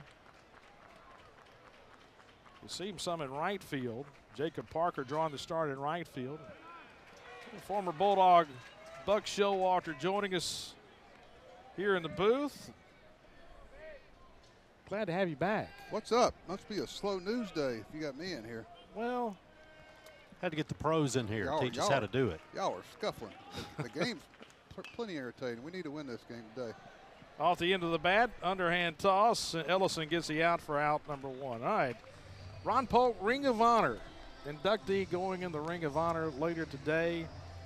We see you back on campus a good bit, and you're very engaged, and it's always great to see you back on campus. Well, you know, we all have a selective memory. None of us were quite as good as we thought we were. You watch some old tape, but it's been fun. Brought back a lot of memories. I got to see 7 or 8 of my teammates came out today, which is really humbling, and it's always a great place. I came back in the off season when I signed and got my degree, so I'm real proud of that. That's great. Well, I mean, you think about the older you get, the better you were. But, hey, you look back to that 1977 season. Well, I mean, I wish we'd had the NIL. I'd have come back my senior year, I tell you that. Coach Polk said, he said, you know what they would have called you? I said, what? He said, partner. That's right. That's right. Line drive into left field by Jacob Parker. He's on his way to second base. That's a guy with some big league tools right there. All right, I was doing the scouting combine for MLB Network out in Phoenix, and he and his brother were there. I was just talking to him on the field. I said, "What do you see?" I said, "Well, you're doing pretty well, son, but you got to start hitting the ball the other way." So I can't wait to see him after the game. He finally hit the ball the other way. No, but he and his brother were special. They, mom and dad, were impressive, and I was excited when he was coming to Mississippi State. Well, the ball just leaves his bat with an extra bit of pop to it. Well, my question is, you know, what kind of defender is he? What kind of base runner is? That other stuff, pretty obvious. But the thing that can put him another level, if he can defend and run the bases. He's got a good arm in the outfield. He's hit some balls a ton to right field. Here comes Wes Johnson out of the dugout. He wants to go meet with Thomas Ellison. Talking to Buck Showalter here in the booth. And, all right, coming back to campus, and you went into minor league baseball, was a minor league manager for several years before getting to the major leagues. What's the biggest difference of being a minor league manager compared to being at the big league level? Well, you know, I was here at an alumni game, and I told Coach Polk that I was flying from here to New York to take the job managing the Yankees. I remember being back in the locker room, and I kind of broke the news to him, so he knew about it before anybody. But your original question was, I'm sorry, I got to thinking down memory lane there. Well, it takes us back to memory lane because you were coming back here to be a GA, right? And then the Yankees hired you to be in the minor league system? Yeah, I had Coach Polk. I signed 2 contracts, one with the Yankees and one with my parents, that I would come back and finish up my degree. And Coach Polk helped me with that. You know, I had to have a job and had to do some things, but he made it, you know, as part of my contract, they would pay for it. So it was important to my parents that I finished my degree. Kevin Maluski, the batter at the plate, with a runner at second and 1 out. Jacob Parker down at second after the double. That ball grounded foul outside the bag at third. You know, I saw my roommate Dave since 1975. Russ Aldrich, the catcher here, was all SEC for 2 years. And just a lot of guys. Don Robinson and Scott Galloway, who did the weight room for the baseball team back here. Mike Darby, Ken Lee. You know, we're lucky we get to see Russ here all the time. He is still incredibly invested. Well, I'll tell you the other thing. He was a good player. This guy was a good player. The first team All-League twice. Here's a 1-1. Check swing. Russell texts us every now and then. He'll give us some tidbits about catching. Well, he's not big on the one leg down, I can tell you that. Neither am I. If you watch, they have trouble away from where the knee's down the other side because they don't have spikes in the ground where they can push that way. Like if this ball's on the left side, he's going to have trouble getting to it because he can't push that way. Don't get me started. Let me ask you this: with the ABS system coming into Major League Baseball, and of course that, Jerry Weinstein and guys like that, they'll tell you the reason they're getting down is to capture that bottom pitch. If you get more ABS, do you see that going away? Yeah, that's all something somebody's carved out. That's not reality. Reality is that umpires make up their mind before the ball's caught.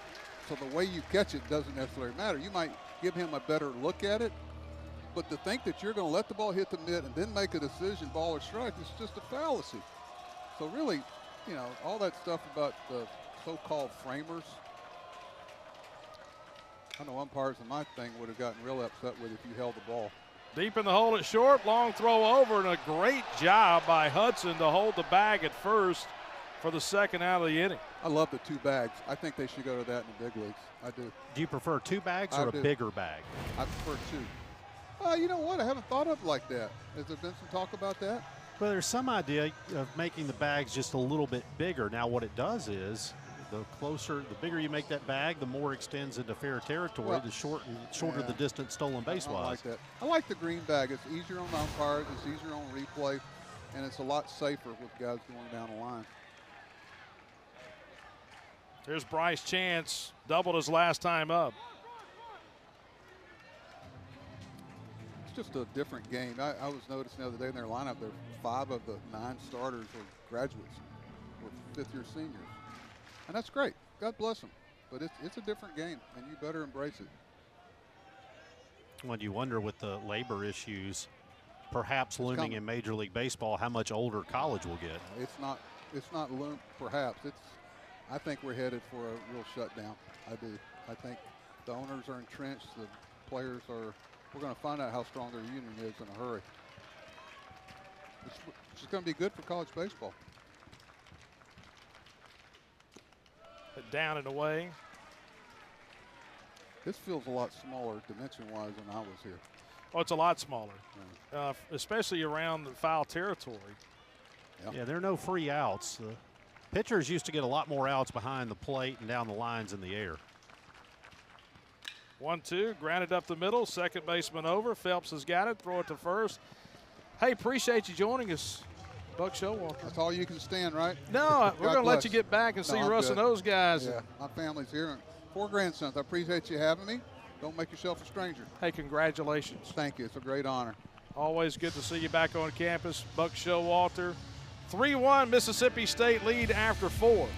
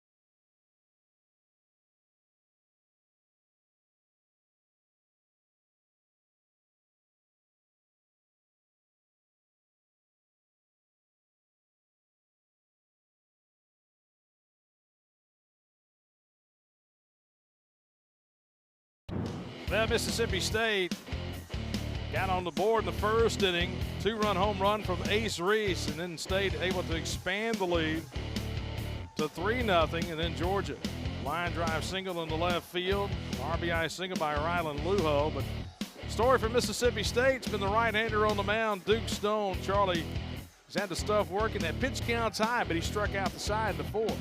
Well, he's cleanest inning was the 4th. He had to pitch around trouble the first 3 frames, but 10 strikeouts against just 2 walks, and he'll head back out to the mound. sitting at 92 pitches. And we move to the 5th inning. Michael O'Shaughnessy leading things off.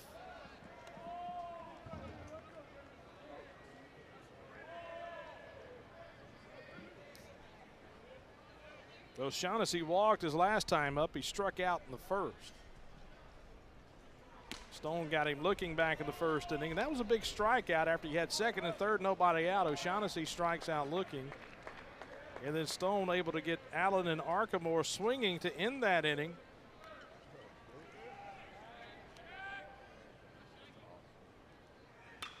And that ball ripped foul. That'll spread some people out down on the berm.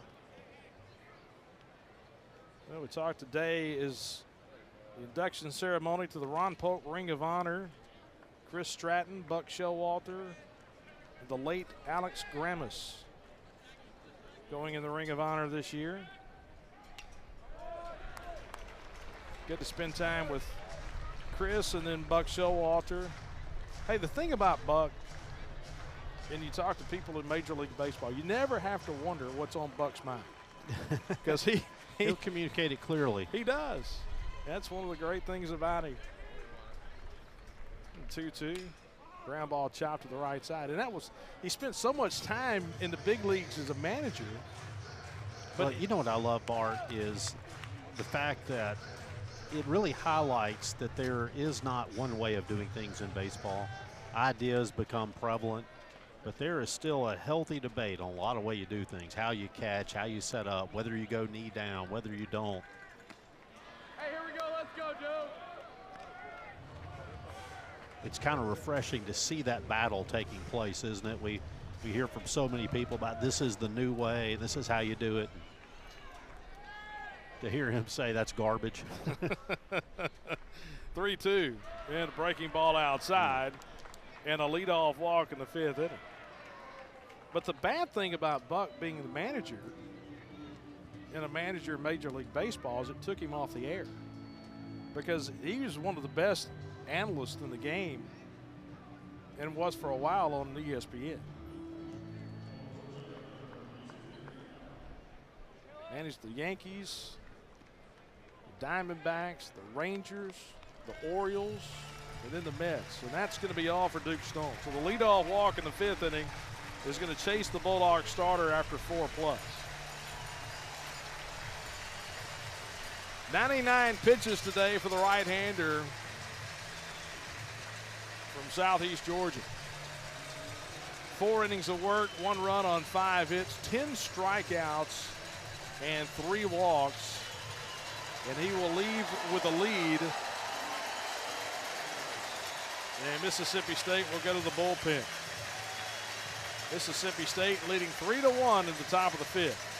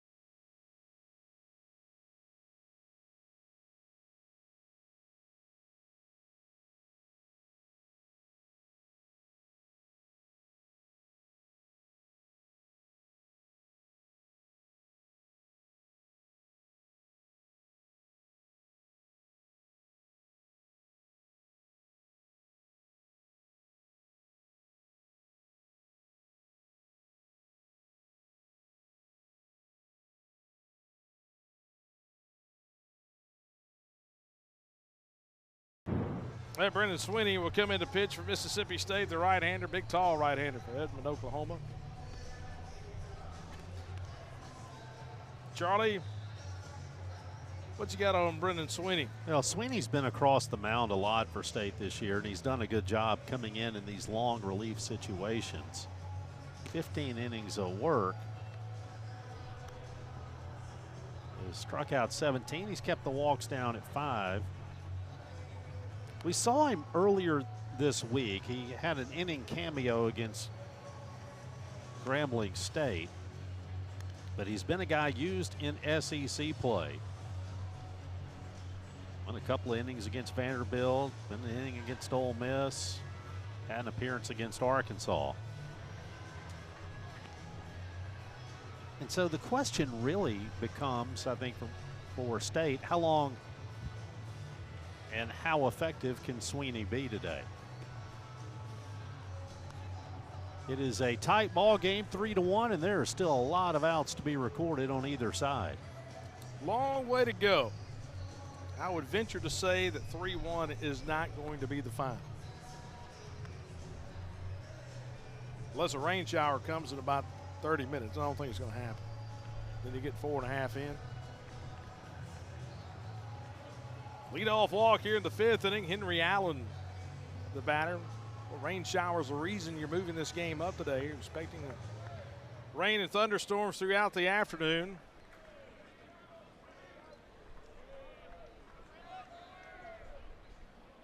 Georgia's won the first 2 this weekend.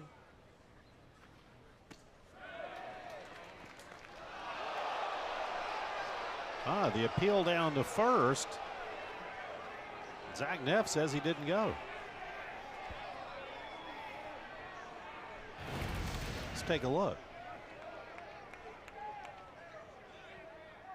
The Bulldog dugout erupts.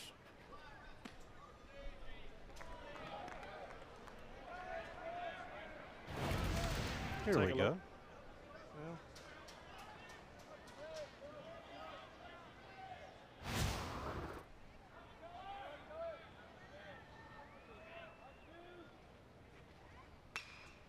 And ripped foul down the left field line. That ball was hit 400 feet foul.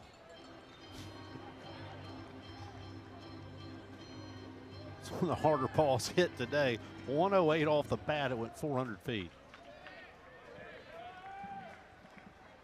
And Sweeney has to think, and that's just a long strike. Swung over the top. Henry Allen 0 for 2 today. Strikeout in the first. He popped out to the shortstop in the 3rd.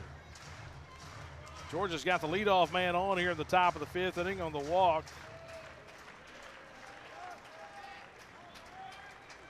And now Sweeney out of the pen.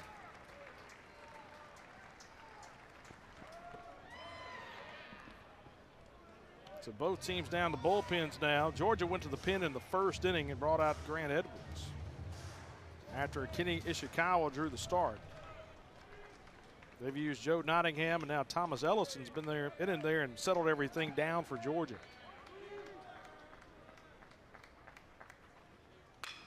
Ground ball left side. So 2nd for 1, the throw to first, and in time for the double play. And we'll see if Georgia looks at that. And they will. We've talked about things Georgia has done well this weekend. One of them they have done exceptionally well is use the review system. Woodson, Fry. Review.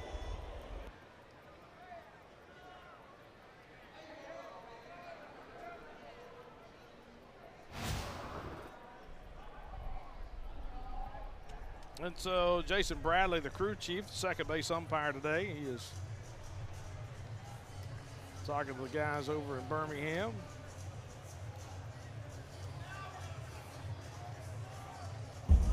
After review, the runner is safe.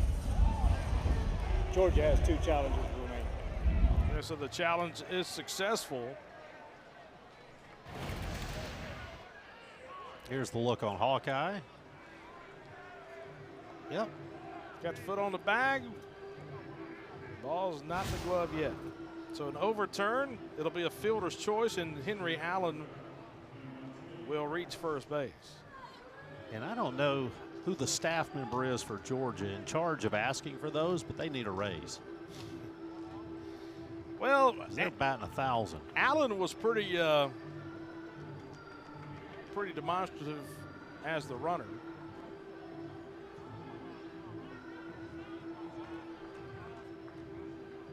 It looks like we're going to have a pinch hitter.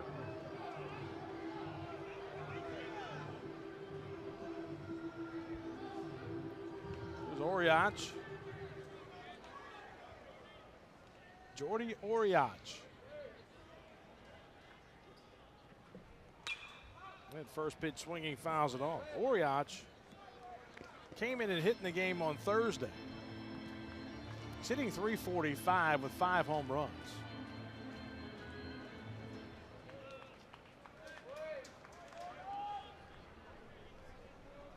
Had an infield single in the game on Thursday.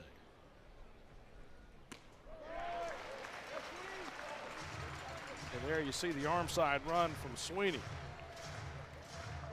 1 out, 1 on the top of the 5th inning. It's a big game for Mississippi State today. Bulldogs trying to salvage a game in this 3-game series. The 0-2. And fouled it back. It would be huge for Georgia to come in here and sweep this weekend.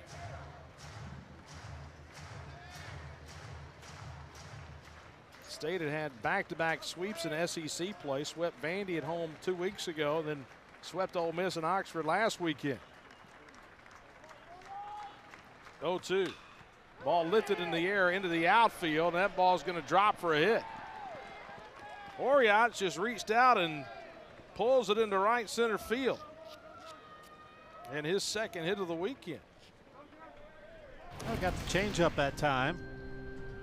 As you say, just gets the bat on it. Chance was coming hard. Parker was coming hard. Neither could get. Chance tried to sell it just a little bit to help hold Allen at second base, but there will be runners at first and second for Lujo. A tough out to get. Lujo had an RBI single to left field in the 3rd inning. And rips that ball well into left field and back to the wall and gone. It's a 3-run home run for Rylan Lujo. And just like that, Georgia has taken the lead. Now Lujo crushes this ball. He hits at 372, but it is 106 off the bat, and it got out of here in a hurry. The leading home run hitting team in the country. They've had just 1 game this year where they have not homered, and they won that game. And the 3-run home run by Rylan Lujo. Got a changeup that just sat in the middle of the plate. And now 4-3 Georgia. And Brennan Hudson will step in. It was the long ball yesterday by Georgia. Solo home runs in the 7th and the 8th inning. And Georgia won yesterday 3-1 in the pitcher's duel.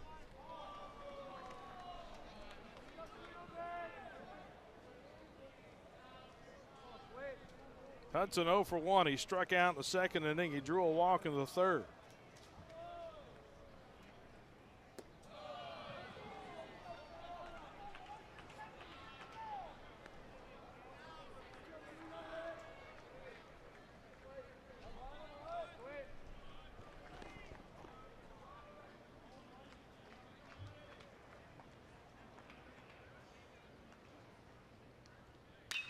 And rips that ball deep to right field, a no-doubter. Brennan Hudson crushes one, his 12th home run of the season. Georgia's got back-to-back jacks and a 5-3 lead. That ball was rocketed. It went 438 feet.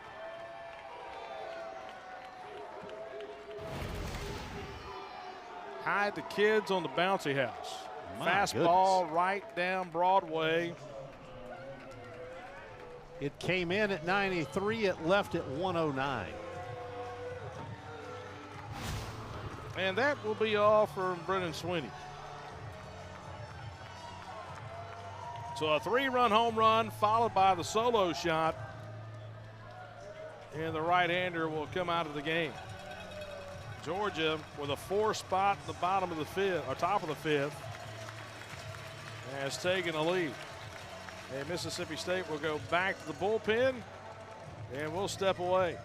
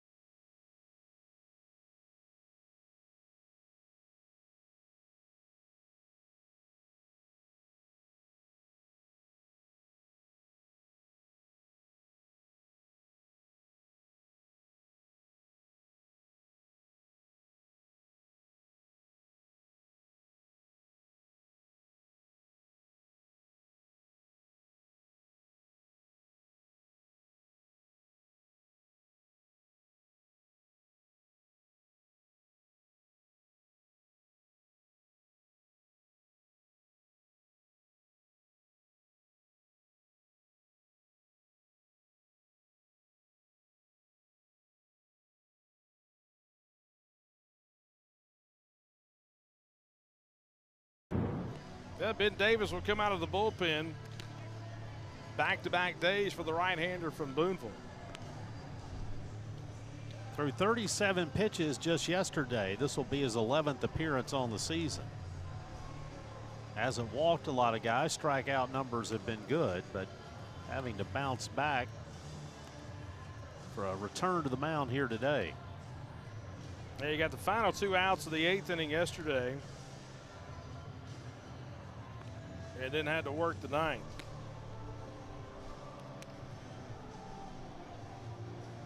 I would guess that Davis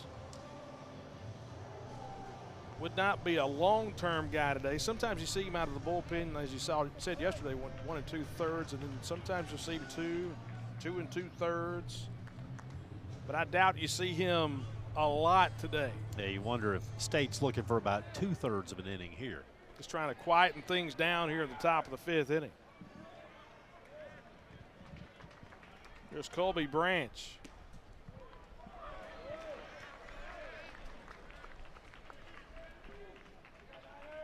Branch, the Georgia shortstop's had a tough day at the plate. He struck out a couple of times, once in the 2nd and again in the 3rd. He fouls it off. They count 0-2. Yeah, Branch, although the strikeout numbers are certainly there, so are the power numbers. 13 home runs, and he's got 5 doubles. Not a guy you can afford to put one on a tee for. Branch 0 for 2 today with a couple strikeouts. Try to check a swing back in the 2nd inning, but went around. On the 3rd strike. Pull hitter, so Bulldogs will play the shift against him. As Fry, the second baseman, has gone to the shortstop side of the bag. The inning started with a walk, and then Dick Stone came out of the game. And a ground ball headed to right field for a base hit. Colby Branch, that's the 4th Georgia hit in a row. And hey, Charlie brought up the point a minute ago. I mean, you got to give credit where credit is due. Whoever on that Georgia staff who asked quickly for that review of that Henry Allen ground ball, that could have been a double play ball and gotten 2 quick outs in the inning, but Allen was safe, and he was safe. They overturned it. And since then, you have 4 straight Georgia hits. A single, 3-run home run, a solo shot, and now a Branch single to right field, and Ryan Black will bat. We talk about Georgia having success with the reviews. It seems like State has obviously played the numbers. Branch is a pull hitter. It seems like Georgia's been able to go, as they say, hit it where they ain't.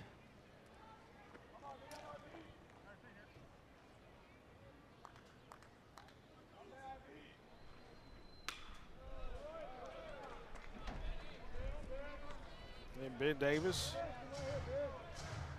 got ahead 0-2 to Colby Branch. And that was a good job of hitting by Branch. After he worked the count even, he got a pitch low and away, and rather than trying to muscle it up, just took it the other way, got a base hit.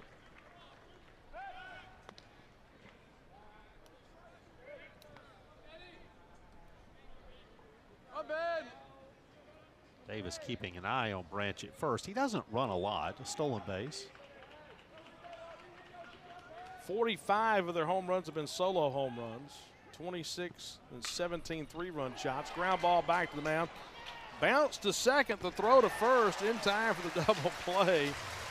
And a good job by Ryder Woodson to come up with a low throw. Ben Davis gets the ground out. But Georgia with 2 home runs in the inning. It's a 3-run shot by Lujo, a solo shot by Hudson, and Georgia has a 5-3 lead.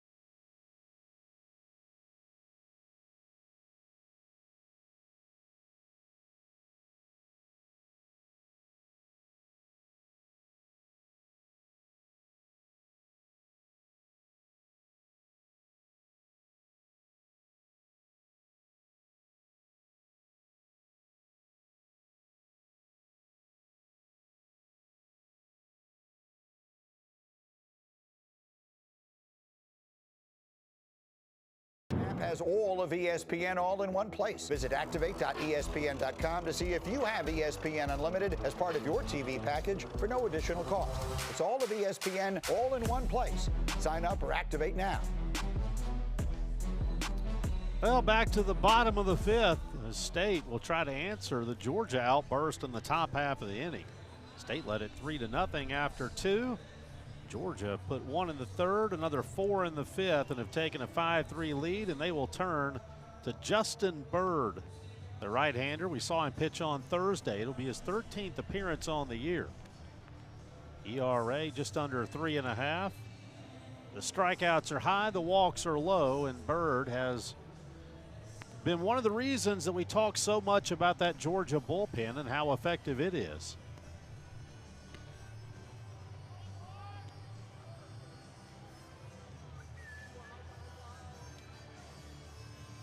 A 5-3 Georgia lead. And so Bird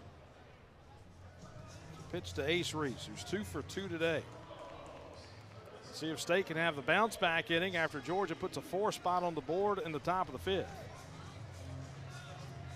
Bird can run it up there. He's got a good slider that's been effective against lefties. That ball pulled down at the berm in right field.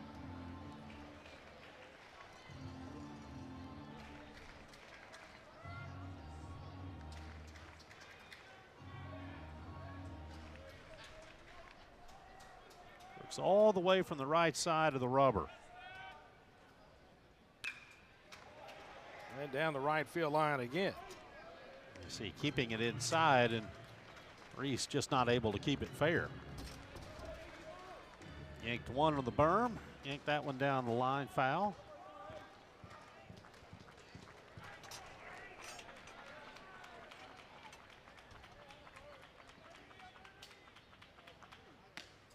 Try to elevate on the 0-2.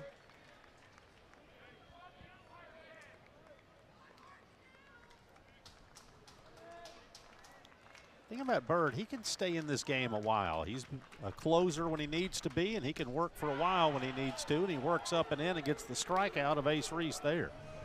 So a big strikeout for the first out of the fifth inning.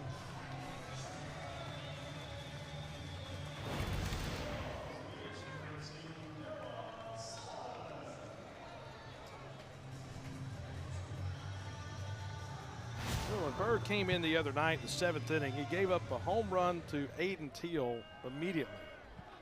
He came in the 6th, pitched well in the 6th inning, but then in the 7th inning, he was greeted by the home run by Teal. And the State saw him well in that 7th inning.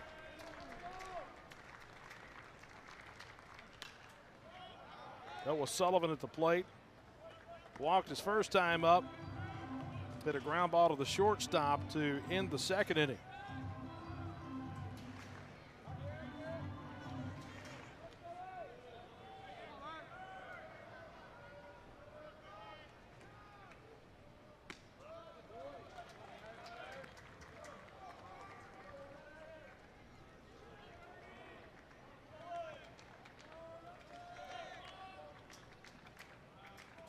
Georgia's got 5 runs on 9 hits in Mississippi State. Ooh, that pitch called a strike. The bottom of the zone, Noah Sullivan didn't think so, and he asked for an offensive timeout. Well, Justin Bird pitched in 18 games a year ago, working out of the bullpen. We were talking about Davis coming back after throwing those pitches yesterday. Justin Bird threw 30 2 days ago. Let's take a look at the pitch that was in some dispute.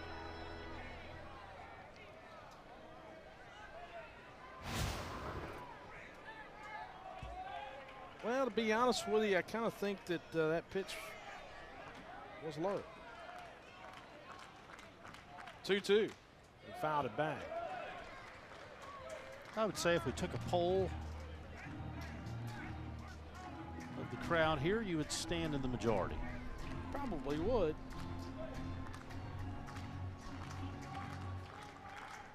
Two and two the count to Sullivan. He fouled it off.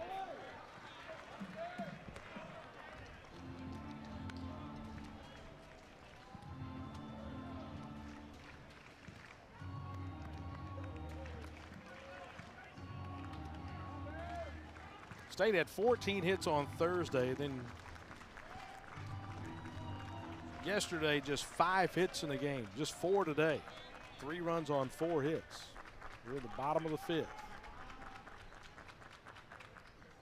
Swing and a miss. And back-to-back strikeouts of Ace Reese and Noah Sullivan.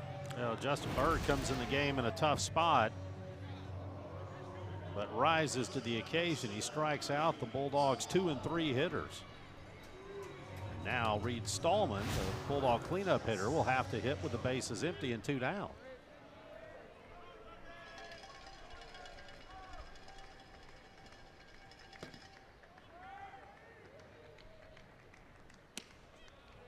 Well, Stallman today 0 for 2, strikeout in the first inning. He grounded out to the second baseman in the third.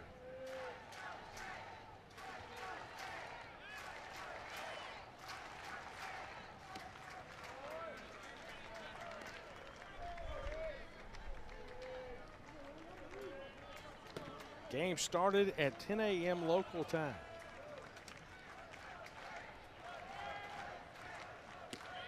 A strike called over the outside corner. There was a couple of home runs in the top of the inning that have really changed the mood here in the ballpark.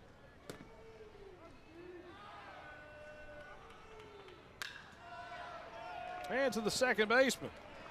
And Trey Phelps will toss it over. And the Bulldog 2, 3, and 4 hitters go quietly in the 5th. Georgia keeps its 5-3 lead.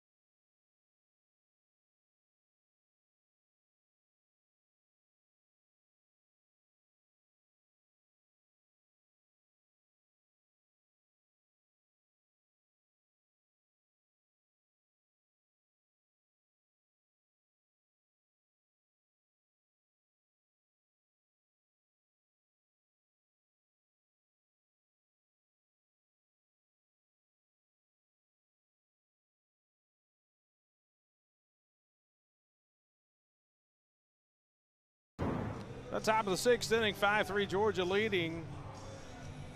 Starter Kenny Ishikawa lasted just a third of an inning. Mississippi State jumped out early, but then Georgia got a 3-run home run from Rylan Lujo, and then a solo home run by Brennan Hudson. Duke Stone drew the start for Mississippi State and went 4 innings in the game today. Can close the book on Duke. He went 4 innings, gave up 2 runs on 5 hits. One of those runs of that 3-run home run attributed to Duke Stone, that leadoff walk. He struck out 10, he walked 3.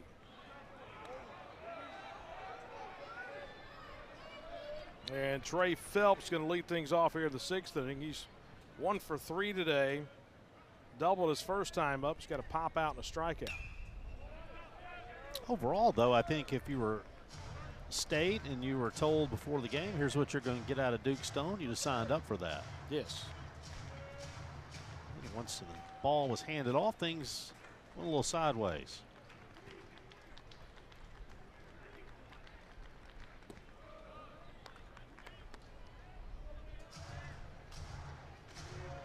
Stone had some swing and miss stuff today.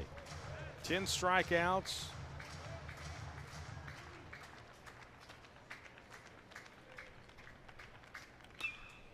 And serve foul down the right field side.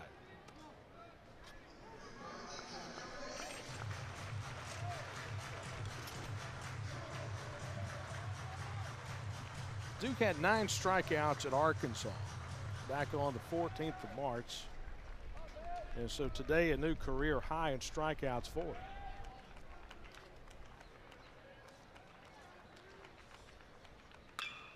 Grounded left side. The shortstop Woodson's got it. He'll throw it over in time for the out. Phelps retired to start the 6th inning. And Charlie, along those lines, you look at yesterday and Tomas Valinkas. I was talking to Justin Parker before the game. I thought the stuff yesterday may have been as good as we've seen from Valinkas. And I know he had a bunch of strikeouts against Vandy a couple of weeks ago. And Tomas really had the slider work, and the fastball had a couple more miles per hour yesterday. But Duke Stone today, this was a good outing for Duke. State's gotten its starting pitching for the most part in the last 2 games. Yeah, Valinkas just struggled yesterday from a lack of support. Didn't get the run support he would normally expect. A strike is called as it works out of the mid of Maluski.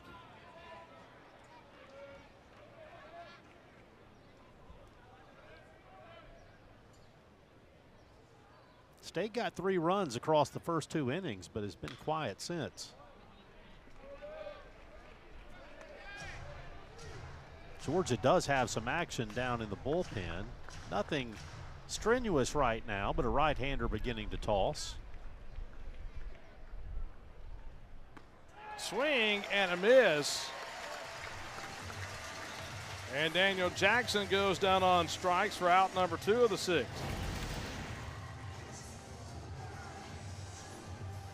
He's kept it up.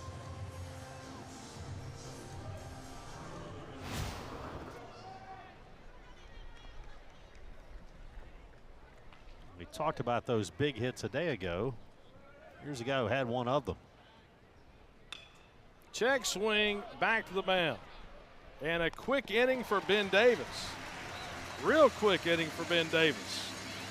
They go to the bottom of the 6th inning. Mississippi State leading 5-3. Georgia leads 5-3.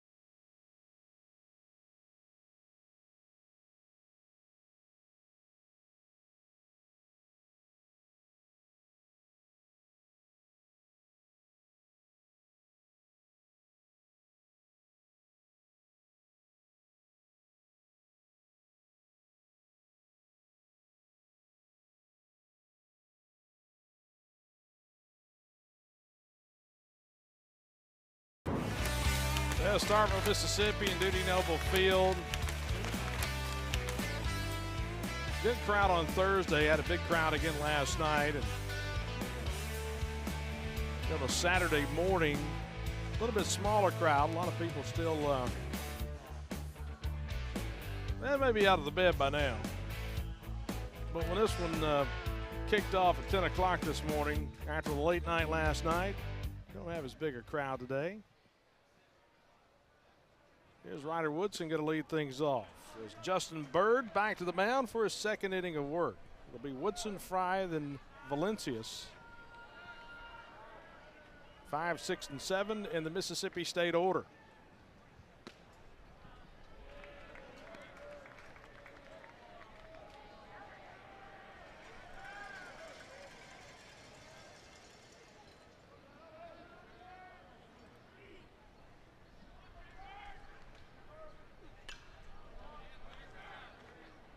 Justin Bird back on the mound here in the bottom of the 6th inning. Georgia, I don't even know if I would call that work in the bullpen. They've got some throwing going on, but nobody working to get hot in a hurry.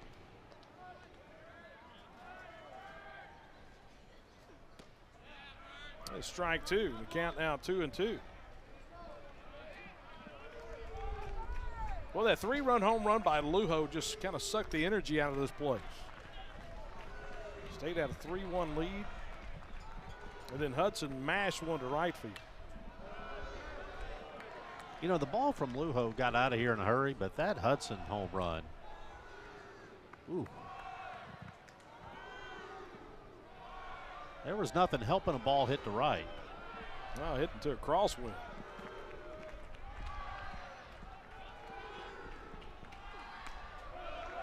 And now 3-2. You can see the wind is picked up here throughout the day and really starting to help anything hit to left. So talked earlier about 3-1 not being the final. I'm not sure 5-3 will be either. And outside ball 4. The State gets a leadoff man aboard. Got the 1-out double in the 4th inning, but other than that,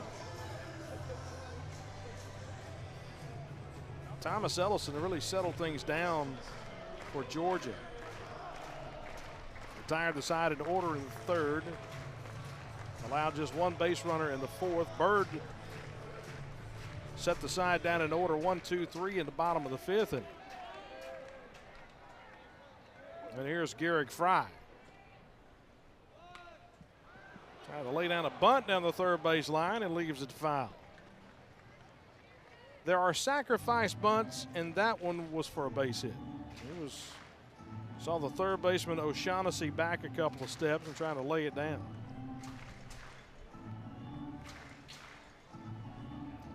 Well, that'll now keep him playing even with the bag over at 3rd, you would expect.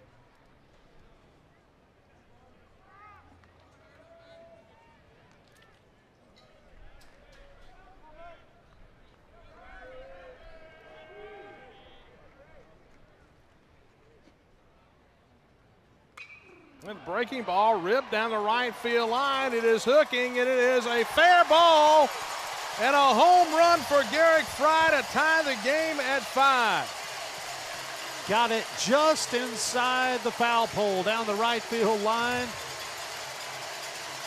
Right over the circled area. He hit it 331, but it's enough tucked in that corner.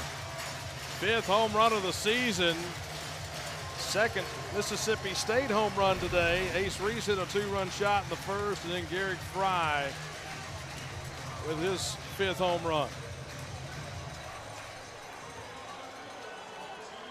You see that rounded off area in the outfield. Got it just over that big wall in right field. So a walk and a home run, and State has tied it in the bottom of the 6th inning. And Wes Johnson out of the dugout for Georgia, and Georgia will go back to the bullpen. So Mississippi State, after falling behind, gets the long ball to tie it.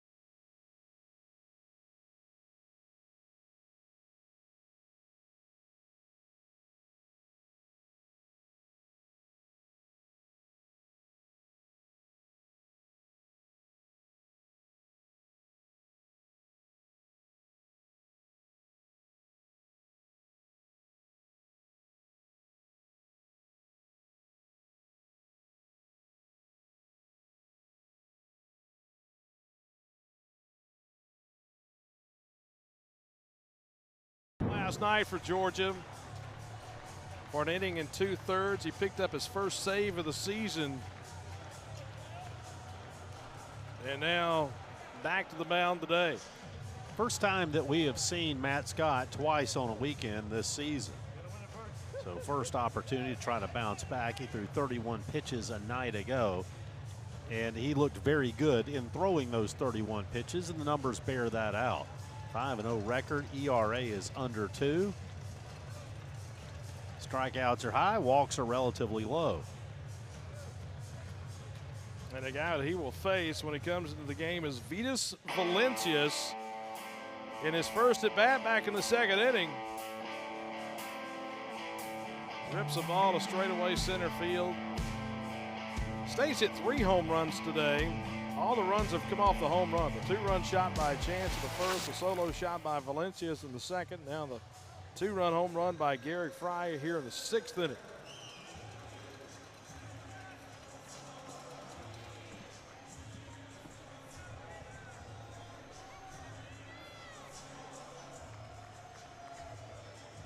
The State brought Ben Davis in to try to settle things down in that 5th inning. He got a double play to get out of the inning. That saved some pitches, so he comes back out and works a quick 6th inning. Do you see Ben Davis maybe in the 7th? I don't know. After throwing yesterday, the pitch stayed high to Valencias. Hit a ball off the end of the bat his last time up, right down the first base line, and fielded by Ellison, the pitcher, and he tossed it over in time for the out. So Vitas 1 for 2 today.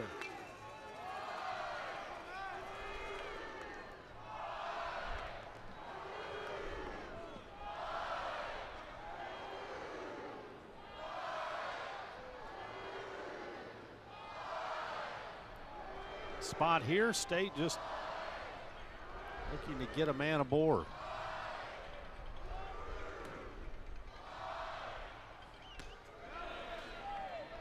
They tried to check the swing, but went around. A couple of check swings in the at-bat from Vito.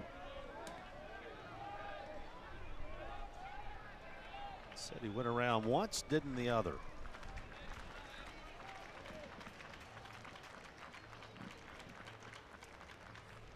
Yeah, breaking ball, grounded left side, over to get it is Shaughnessy.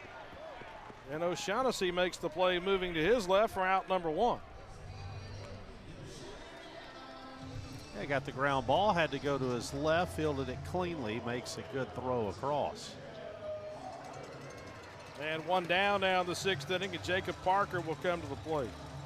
O'Shaughnessy made that play look easier than it probably was. That ball hugged the ground a little bit on him, but stayed down on it.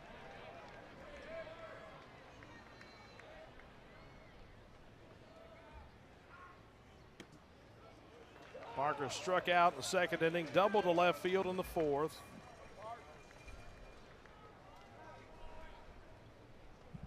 On a ball hit to the opposite field.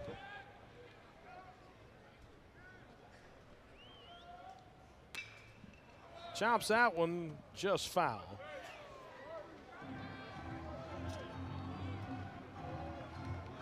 Matt Kirby will toss that to a youngster over the first base side.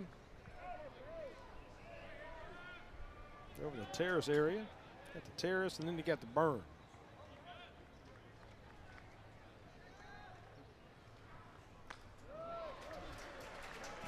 Yeah, wanted the fastball up, but that one was way up.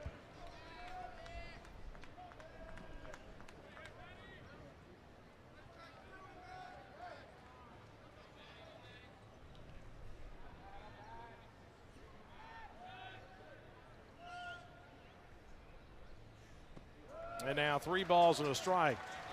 Talking about Scott last night. He 6'7" guy coming over the top. Had a lot of downward action. Tilt with fastball, but that breaking ball was straight down as well. He was good last night. Here's a 3-1. Cut on and missed, and now the count 3-2.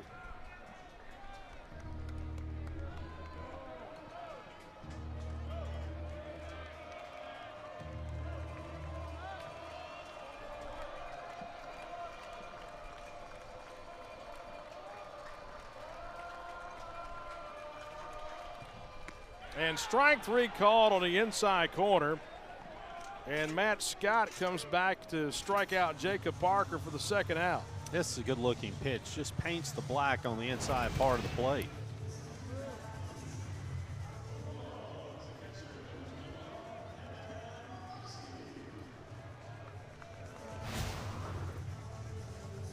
That first strikeout for Matt Scott. And Kevin Maluski will bat. Breaking ball foul back. State got the walk from Ryder Woodson on a 3-2 pitch to start the inning. And then Garrick Fry right down the right field line.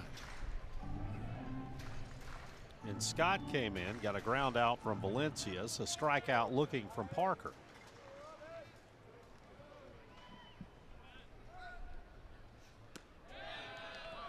The breaking ball at the top of the zone, and now the count 0-2.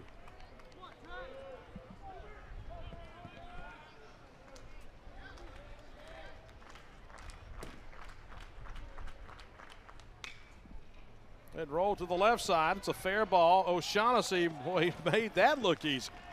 That's a strong throw on the move, making the move to the home plate area, toward home plate. State ties the game, though, with a 2-run home run by Garrick Fry. And we're tied at 5 through 6.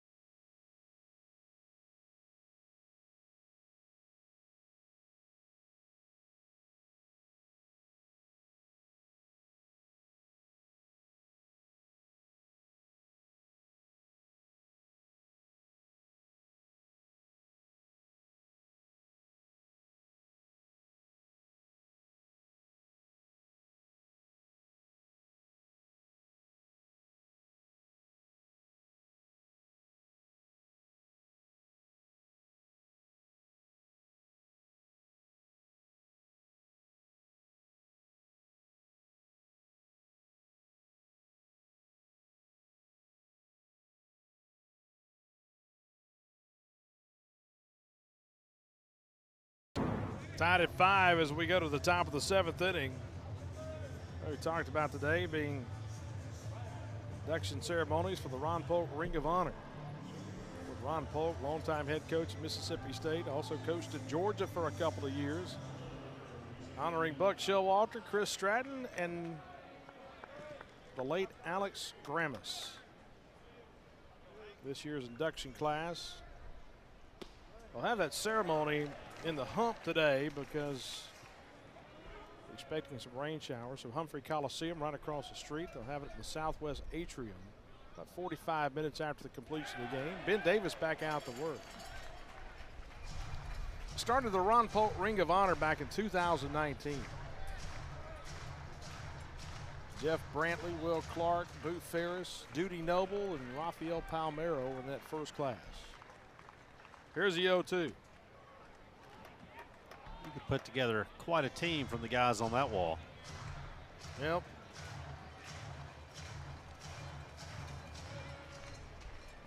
Here you see it down that right field line. Here's a 1-2. And fouled it back. The second year, Eric DeBose, Paul Gregory, the former coach, and then Bobby Thigpen went in. That was in the COVID year. Here's a 1-2. Breaking ball down and away. A good friend Jay Powell, who's over there in the radio booth, he went in 2021. along with Jonathan Papelbon and Paul Mahalam and Dale Unser. 2-2 just off the plate. And now the count 3-2. Henry Allen leading off. It'll be Henry Allen, then Oriach, the DH, and Lujo. 4, 5, and 6 for Georgia. And strike 3 called at the knees. Henry Allen didn't think so. And the leadoff man retired in the 7th. And that's a big out for Davis to record. He's trying to hold the Georgia bats at bay after State put up a couple of runs at the bottom of the 6th. Georgia, of course, having given up the lead, would love to take it back. But that's going to be all, I believe, for Ben Davis. Well, Bulldogs stretched him a little bit today, and Ben Davis, after throwing in the game yesterday, he went 37 pitches yesterday in an inning and 2/3, so bringing him back today. And really the plan was probably to only throw him 1 inning today, just a little bit, but he was successful. He goes 2 innings. Gets a couple of strikeouts. And the senior from Boonville will come out. Tie ball game at the top of the 7th.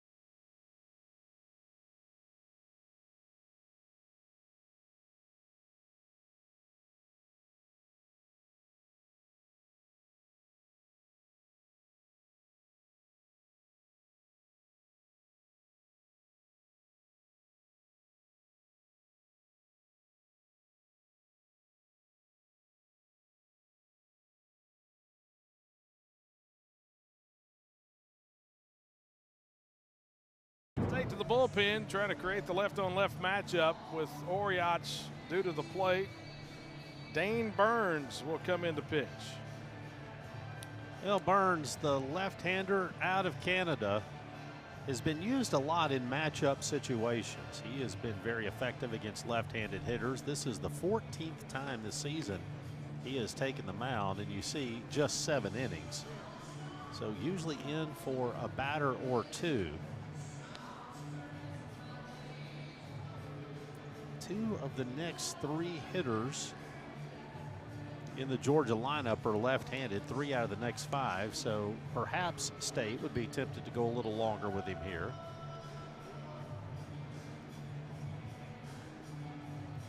But Bart, Ben Davis, 26 pitches. He pitched yesterday.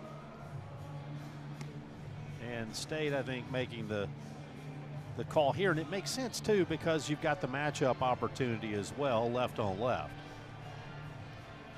Jordy Oriach, the batter. Of course, whether it works or not, we'll find out. Oriach singled in his only other at bat in the 5th inning.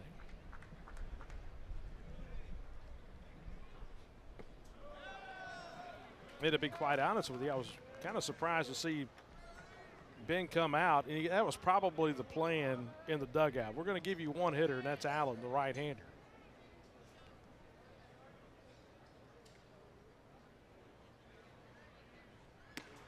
In there for a strike.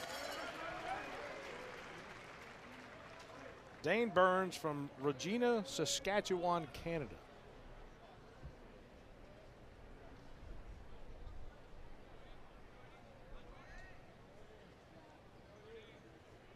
One. Grounded left side, past the shift and into left field. That's a good piece of hitting by Oriach. Oh, and that seems to be the theme this whole weekend. State puts the shift on in one direction, Georgia hits it the other way.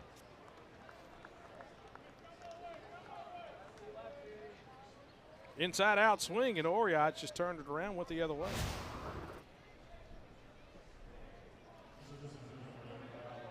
And a 1-out single to left field.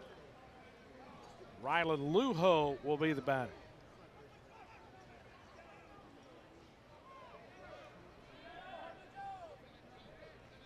Lujo has the big hit for Georgia today, the 3-run home run his last time up in the 5th inning. Gave Georgia the lead. State led 3-1 going to the top of the 5th inning. Then Lujo homer to left field. Wasn't cheap at all. And then Brendan Hudson, the guy on deck, hit a massive missile shot to right field. Back-to-back home runs. Gave Georgia a 5-3 lead. And breaking ball sent into center field for Bryce Chance. He'll range back and make the catch. And out number 2 of the 7th inning. Charlie, this is the time of day right at almost the 1 o'clock hour Central Time where center field is brutal. Yes, it is. And Chance, of course, has played a lot of center field for State, so perhaps a little better equipped to handle that than some, but you get a lot of reflection off the roof, and the sun's just in a tough spot out there this time of day. Yeah, you see that shot there. You go down lower, and it actually is, it's almost blinding coming off that roof this time of day. And we've seen that a number of times where center fielders just lose a ball to straightaway center field. Now 2 outs in the inning, runner at first. Brennan Hudson 1 for 2 today. Tattooed one his last time up. His 12th home run of the year. The State came back in the bottom of the 6th inning, got a 2-run home run of their own from Garrick Fry to tie the game at 5.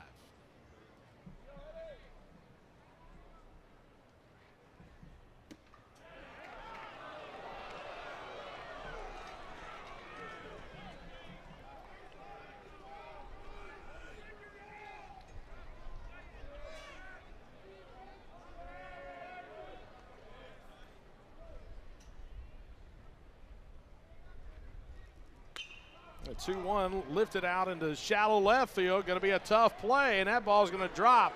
Little sand wedge out there. And a pop fly single by Brennan Hudson. Oriach has to stop at second base.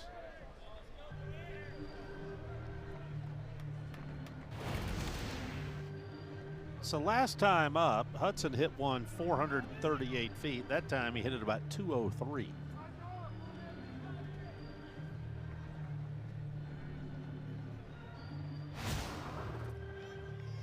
But he finds some green. That ball left the bat at 70 miles an hour as opposed to the 109 on the home run. But sometimes it's not about how hard you hit it, but where. And that one was just flared to the left side in the middle of everybody. Nobody could get there. It kind of surprised you that the Oriach only got to second base on that pop fly?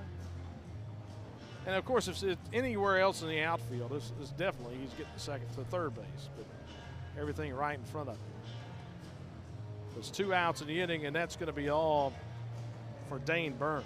So Dane Burns comes in, gives up a couple of left-on-left hits, and with Colby Branch coming to the plate, Mississippi State will go back to the bullpen.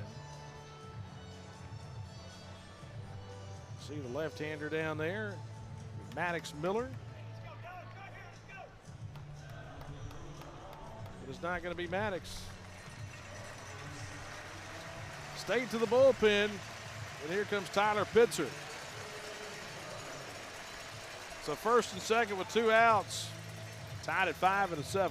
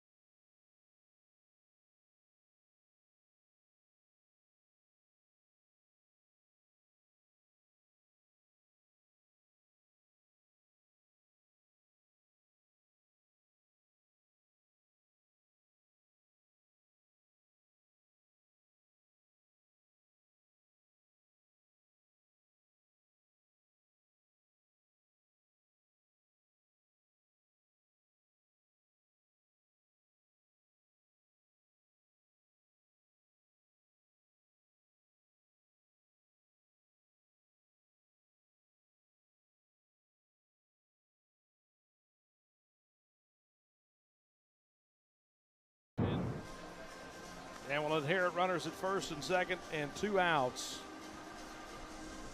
McDonald, Pennsylvania native. Charlie, what you really got? burst onto the scene after the big summer up in the Cape Cod League where he was the pitcher of the year. 10th appearance on the season here for State, 2-1 is the record. The ERA is good at 2 1/4 and doesn't walk a lot of guys, strikes out a lot, but being tested a little bit here because he threw 42 pitches just a couple of days ago. And right now, Bart, what we're saying about both these teams is that they are going back to guys that we've already seen on the weekend. And it speaks to a couple of things. One of those being that just not the depth into the game from starting pitching, particularly for Georgia. When I say depth, meaning how deep that starter could go today. Stone got State into the 5th, and they'd have probably taken that if offered. But trying to piece together 27 outs here today.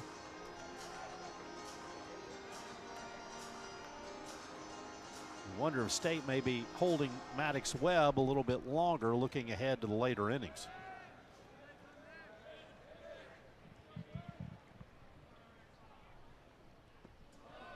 Well, one of the things to look for, Maluski had a little bit of difficulty catching Pitzer the other night. That's how the run scored against Pitzer in the 3rd inning. Charlie Foster came out after the leadoff double with a pass ball and then a sac fly in the 3rd. And then in the 4th inning, a 1-out double by Ishikawa. He ended up scoring on a wild pitch. First and second, 2 outs to count 2-0. And chop to the left side. Ace Reese will race to the bag, and that will end the inning. So Tyler Pitzer has to throw just 3 pitches. Middle of the 7th is stretch time here in Starkville, tied at 5.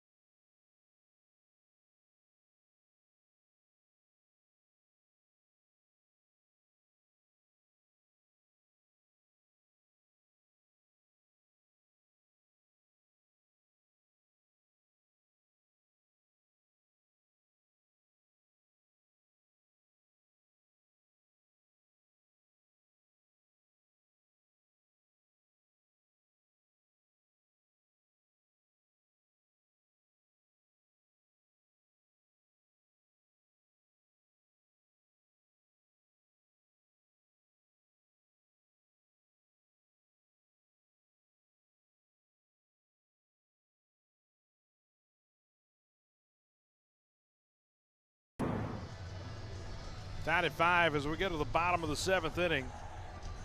And Mississippi State will have the top of the order due up. All right, trivia today. Buck Showalter, the only MLB manager to win Manager of the Year with 4 different teams. What year did he win it last, and with what team?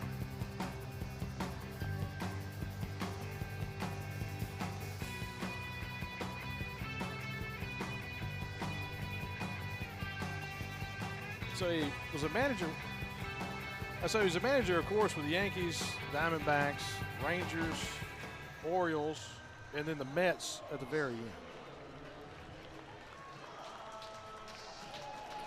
Well, I don't think he won it with the Mets, did he? That's the whole question there. Well, I think I'm going Orioles. Okay. Now we got to think year. Bryce Chance will lead off and fouls the pitch back. Well, Bryce today is 1 for 2. Walked and scored in the first. Doubled in the second inning, then grounded out to the second baseman in the fourth.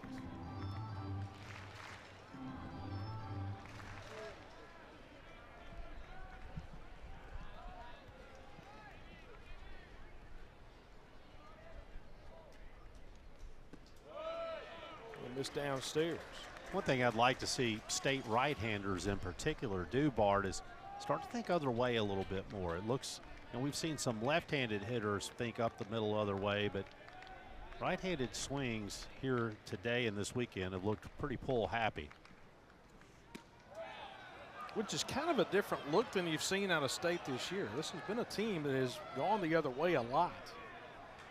Well, and it really stands in contrast too, because what we've seen Georgia do is be able to go the other way against the shift, and it doesn't necessarily fit their character.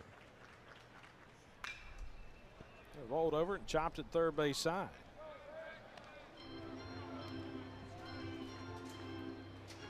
Georgia's got 5 runs on 11 hits today. State has been limited at the plate today. 3 of their 5 hits have been home runs. 5 runs on 5 hits. Ace Reese with a 2-run home run. Garrick Fry with a 2-run home run. And then a solo shot by Vitas Valencias. I'm going to go Mets because I think he had a really good year with the Mets.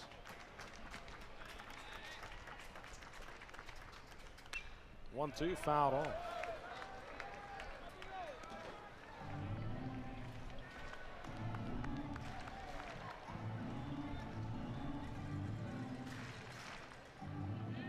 New York second team sometimes gets lost in the media.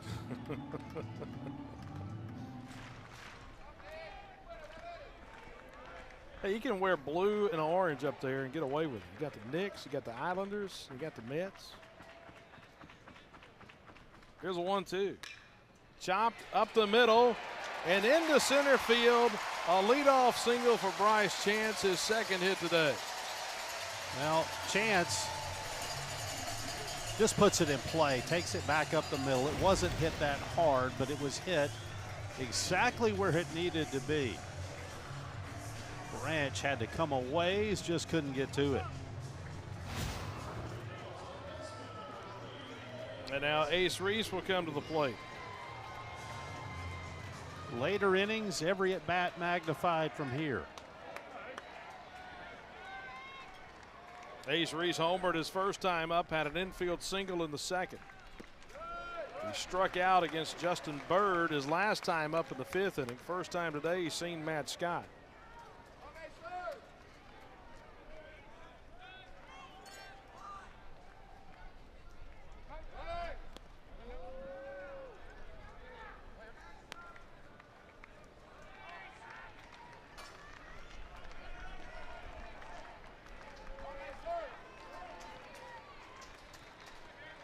He faced Scott last night in the 9th inning and had a fly out to right field. And now 2-0.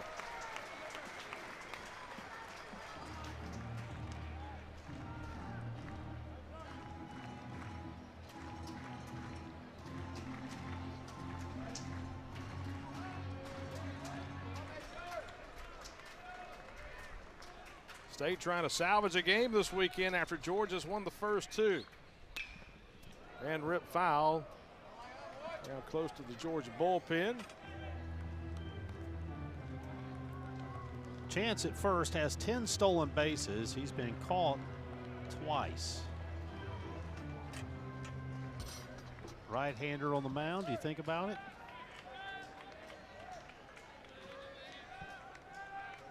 There he goes. Pitch outside. The throw is down. It's high. And a stolen base for Bryce Chance. Well, they thought about it and did it. And now that moves a runner into scoring position for Ace Reese. The pitch was outside, and now the count 3-1. And not a terrible pitch to throw on. Jackson's thrown some balls high down at second today. It's been running arm side on him. 3-1. We'll try to work the fastball away.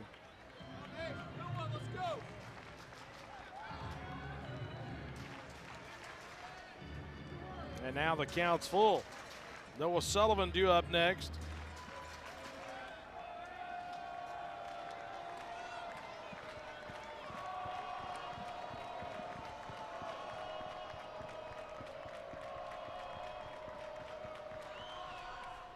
And there is strike 3 called on the inside corner. And Matt Scott just worked the paint.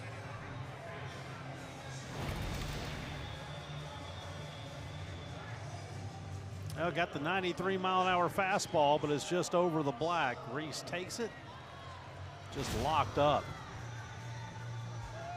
So 1 down for Noah Sullivan.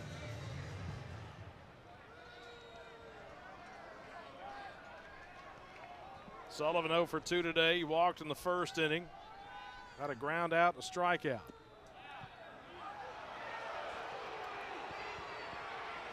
Well, Georgia has had success this weekend at the bottom of the zone of Noah Sullivan.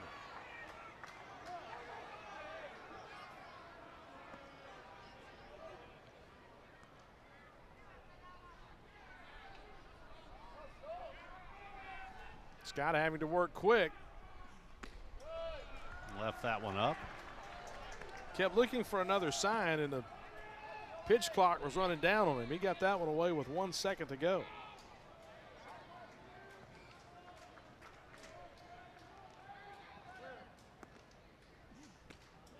And he gets the fastball by Noah Sullivan for strike 2.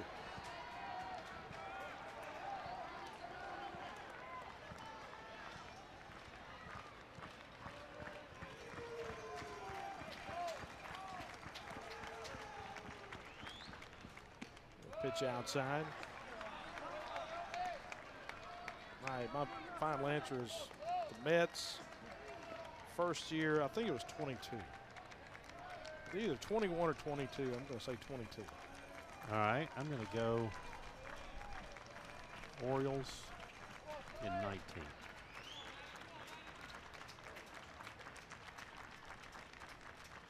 19. Two. Swing and a miss. And a strikeout for Matt Scott. So gives up the single to Chance. He strikes out Reese and Sullivan. Here's a trivia question. Bucks over the sweep down the left field side. What year did he win it? What team? The Mets, 22. Been using ChatGPT. You watched me the whole time. You made sure that I didn't look at my computer or my phone. Now, Brian O'Connor came out of the dugout, had a brief conversation, and now Reed Stallman will come to the plate. So Sullivan and Reese strike out back-to-back, and Reed Stallman 0 for 3 day today.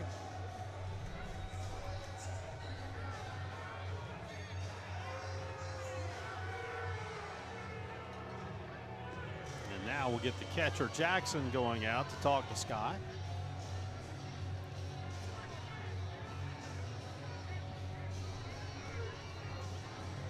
Right-hander working down in the bullpen for Georgia. That's been the case most every inning since the 3rd. Keeping somebody ready to go. Actually have 2 guys down there.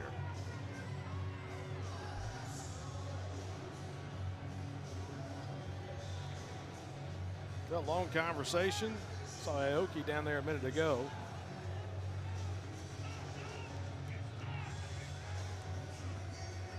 Scott threw 31 pitches yesterday. Sits at 30 right now. Stallman struck out in the first. He's got a couple of ground outs to the second baseman. As the pitch gets away in the bullpen.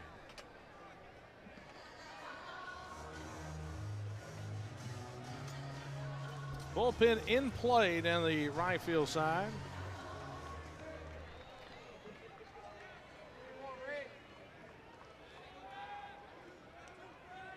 It's a big at bat. Reed Stallman at the plate.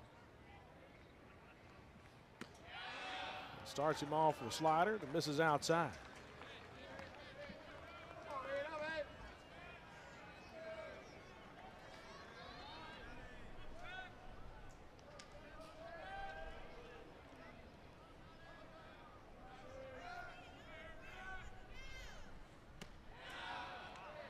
State got the leadoff man aboard in Chance after he singled up the middle on a 1-2 pitch. Got him into scoring position with nobody down after he stole second. But Reese struck out looking. Sullivan struck out swinging.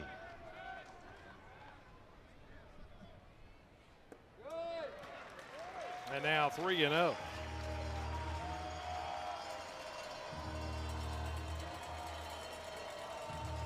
Ryder Woodson on deck.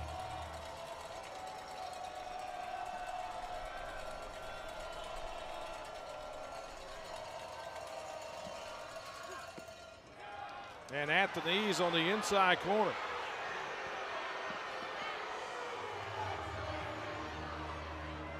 Well, Scott has had success with this pitch here this weekend.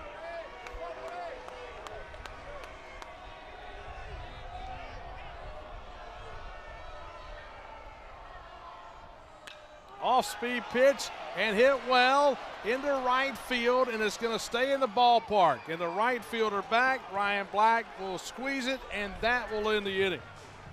So Stallman gets under one to right field. Matt Scott works around the leadoff single. We've played 7, still tied at 5.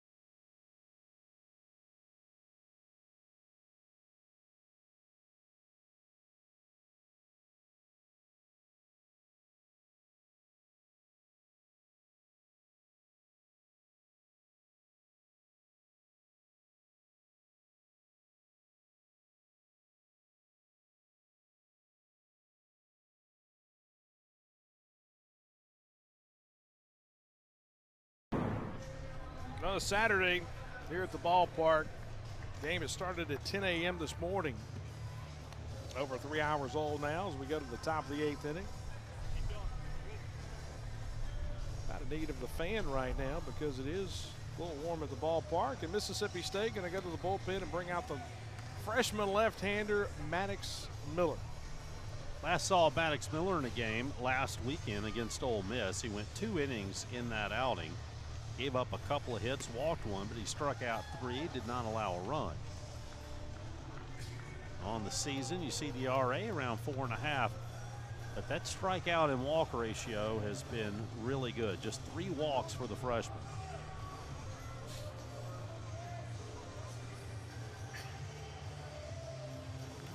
Last surrendered a run in the weekend series up against Arkansas. Be 9-1-2 here in the inning. And the first pitch to Ryan Black is ball 1.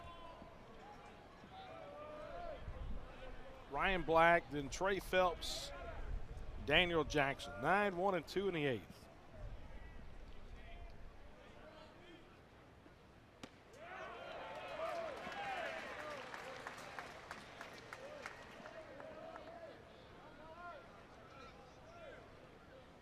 Black grounded into a double play his last time up. Had a single in the second inning.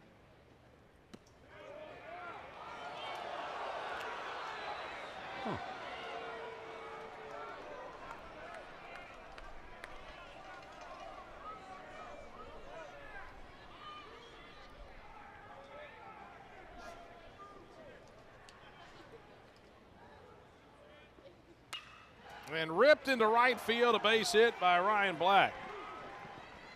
He'll hold pat at first base. Parker dropped it out in right field, but gets it in a hurry. Ryan Black had already made the decision to stop at first base.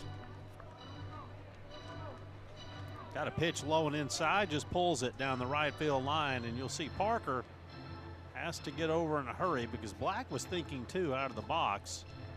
But by the time Parker had bobbled it, he had already made the decision, and it started headed back to first base. And now Trey Phelps will come to the plate. He's 1 for 4 today.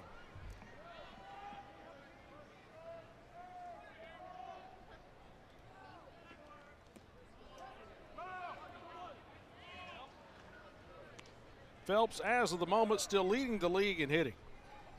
And after going 1 for 4 today, he's batting .419 at the moment. Bryce Chance, with a 2-hit day today for State, has raised his average to .417. So Bryce still a couple of points shy.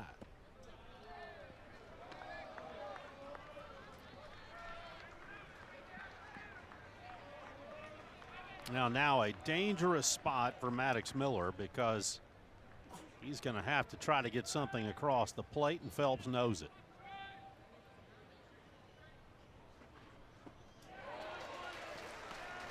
Got the swing and miss, and the count 2-1. You could tell Phelps was in swing mode right there, expecting something to hit. And that is the plus pitch for Maddox Miller, that changeup. And foul back.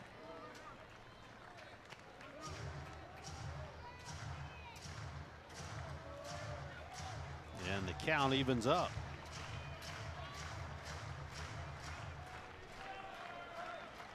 A couple of stolen bases on the year for Black.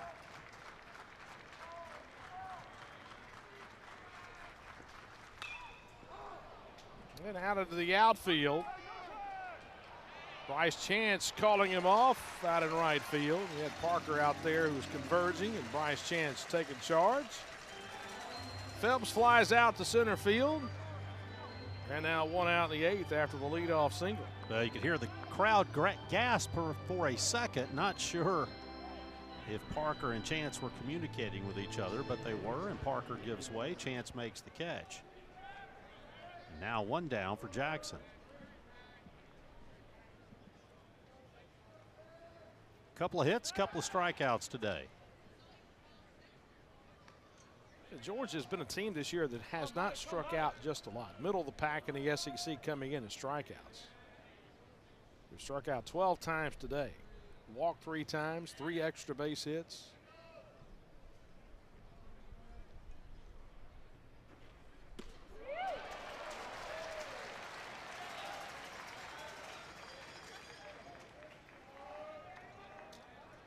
A spot here where Jackson would love to drive a ball. Miller would love to get something on the ground.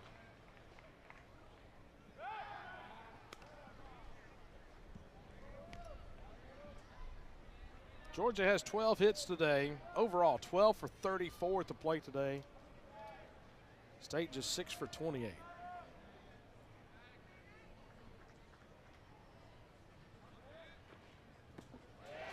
A big swing from Jackson. And now the count 0-2.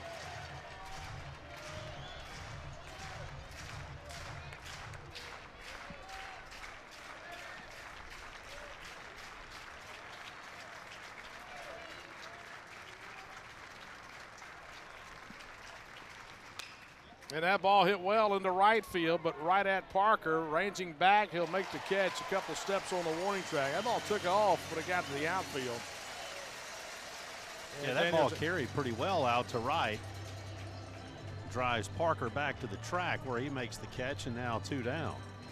A couple of flyouts after the leadoff single. The wind not helping that ball to right field today. It's blowing out to left. Here's Michael O'Shaughnessy.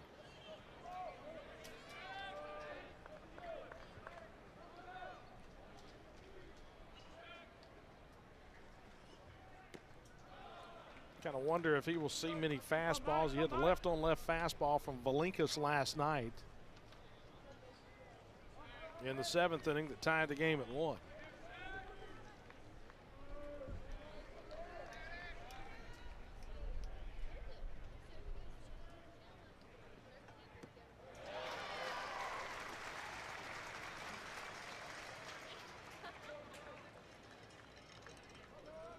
Get ahead, get ahead.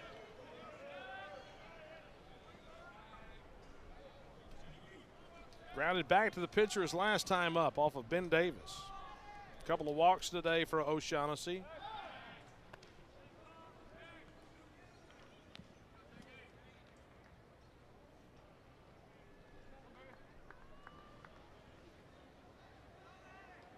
But now with 2 outs, if you're Georgia, you're thinking about just guessing over there at first and trying to guess right, making a move. You may very well see a situation where you decide to go on the first move. Because the thought process is hey, trying to get the runner in scoring position. And if you don't, you got 3, 4, and 5 to hit in the 9th. That's right.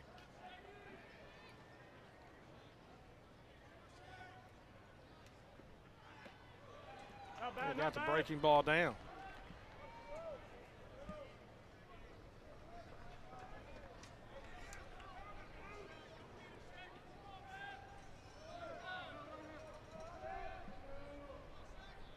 State has the shift on.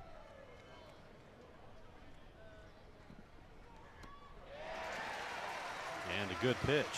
And now the count 2-2. Now they'll rearrange the way they have it shifted, send Reese out into right field. Bring Woodson back to the left side. 2 balls, 2 strikes, 2 outs, a runner at first.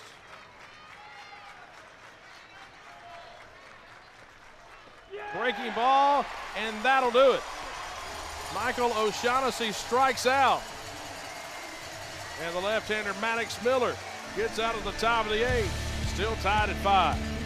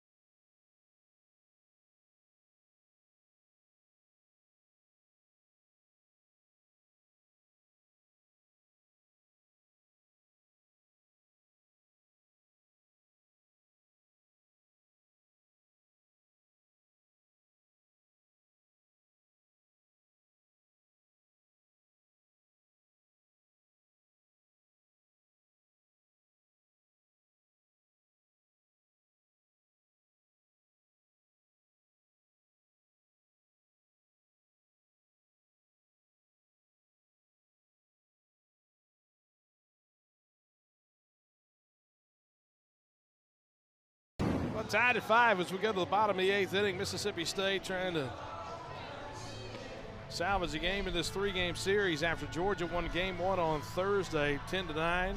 Georgia won yesterday, 3-1. Top 5 matchup here in Starkville this weekend is going the Georgia dog way.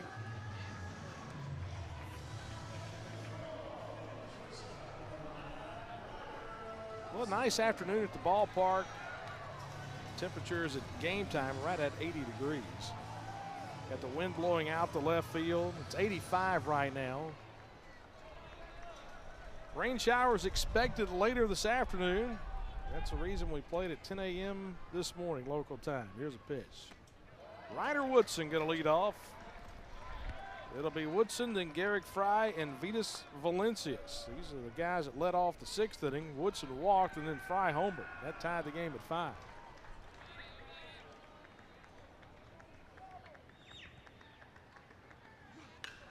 They got under that ball into center field, hit well at the track, and leaping and making the catch is Rylan Lujo against the wall for out number 1 of the 8th. Well, that was the loudest of loud outs. It goes 391 all the way to the wall. Yeah, when it went up, you wondered if the wind may get a hold of it and push it out. Good job by Lujo in center, understanding where the wall was and that he had room. And the leadoff man retired in the 8th. Here's Garrick Fry. O'Shaughnessy over at third plays even with the bag. Fry had attempted a bunt earlier in the game, and that's going to keep the third baseman playing a little closer than normal. Yeah, swings through it.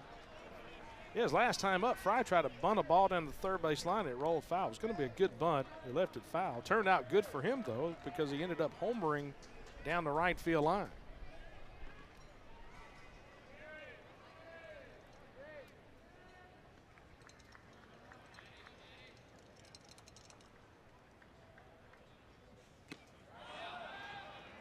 Swings through it. Now the count 1-2. And now O'Shaughnessy will back way up at third.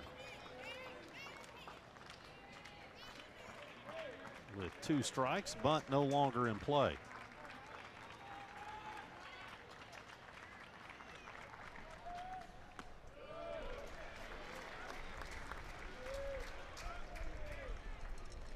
Scott today has gone 2 1/3.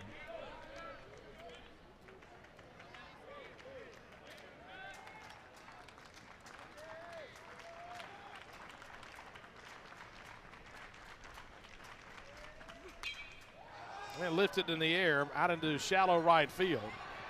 Black started back. Now comes racing in to make the catch right in front of Lujo, the center fielder.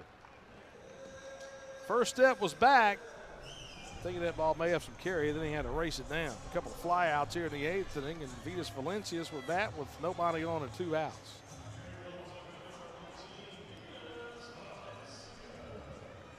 Sky came into the game after the 2-run home run to Garrick Fry. Got the first 3 guys he saw in the 6th inning. Valencias was the first batter he faced. He got him to ground out. Gave up the leadoff single in the 7th inning. That's the only hit that Matt Scott has given up today.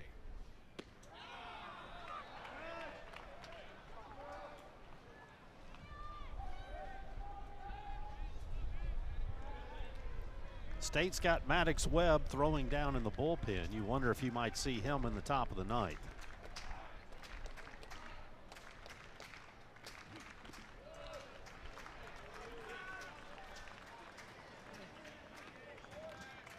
Of course, one swing of the bat changes the profile of how that top of the 9th would look.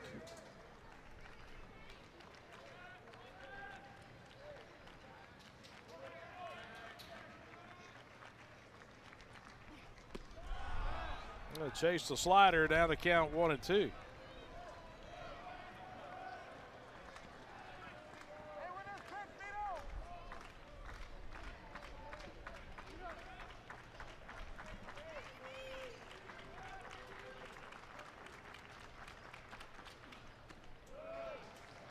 Valencias hit his home run, his first Bulldog home run, his first time up today. A solo shot to center field off of Joe Nottingham. He grounded back to the pitcher, then grounded out to third. Couple of ground outs after the homer. And the 2-2. Breaking ball, chop foul.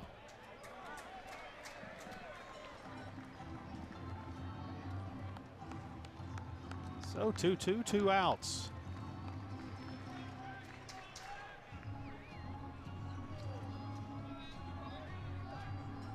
What a job by Scott on short rest. Now at 47 pitches.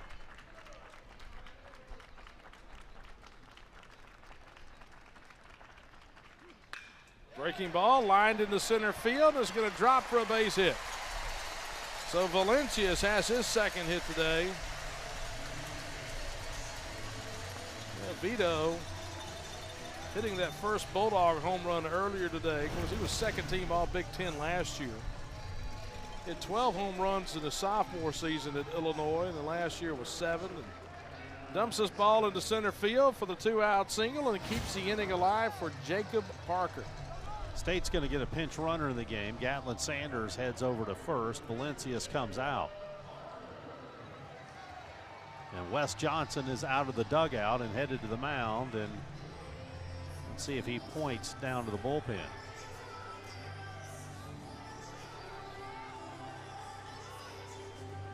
So Gatlin Sanders now pinch running at first. He would be the go-ahead run. And Georgia is going to go to the bullpen. So Wes Johnson makes the call to the bullpen. And Caden Aoki will come in for the second time this weekend, trying to keep it a tie game in the 8th.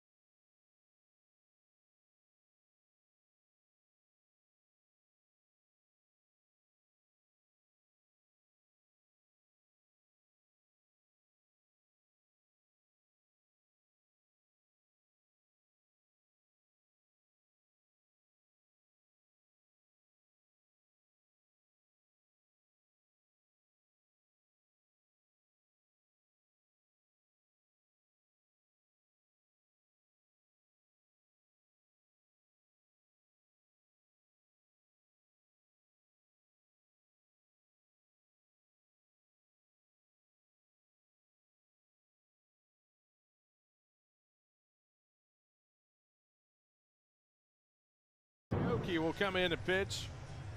Aoki threw 39 pitches on Thursday in game 1 of this series with 2 innings. Huntington Beach, California native, a transfer from Southern Cal. Charlie, you talk about movement, changeup, slider, and pinpoint control. Yeah, had a little more trouble throwing strikes the other day. But he has been very good, and you see the RA at 3. Strikeouts, walk numbers, very good. Had almost a 7-to-1 strikeout to walk ratio.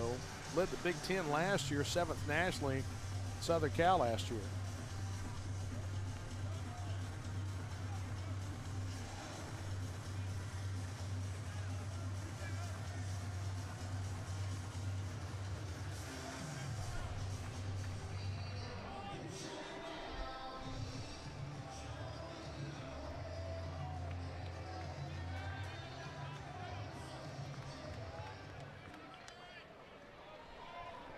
Jacob Parker with a runner at first.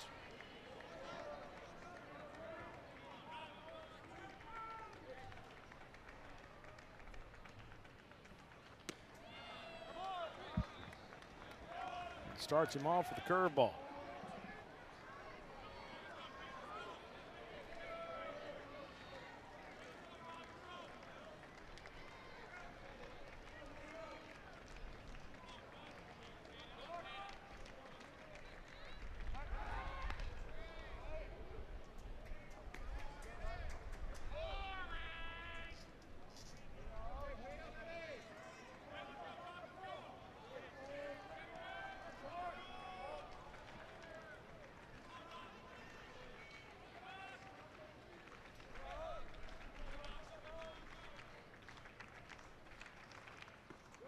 Pitch down and in, and it hits the foot of Parker. And that puts the go-ahead run at second base here in the bottom of the 8th. Yeah, Maluski due to hit. Let's see if Brian O'Connor pulls him back and sends someone else to the plate.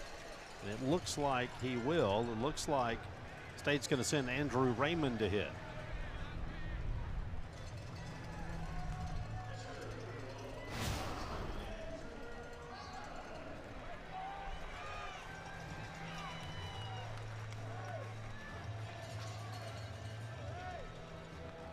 And so Andrew Raymond will bat for Kevin Maluski with runners at first and second.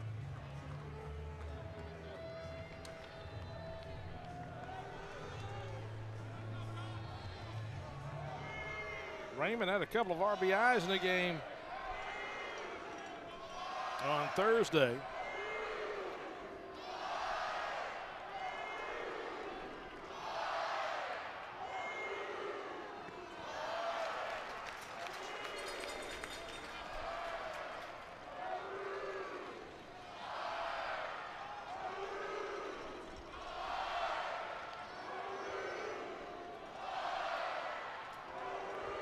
Home crowd making some noise. Hoping Raymond can come through. Chops at first baseman, who fields it on the short hop. Hudson will step on the bag, and that will end the inning. So Andrew Raymond grounds out, still tied at 5 at the end of the 8th.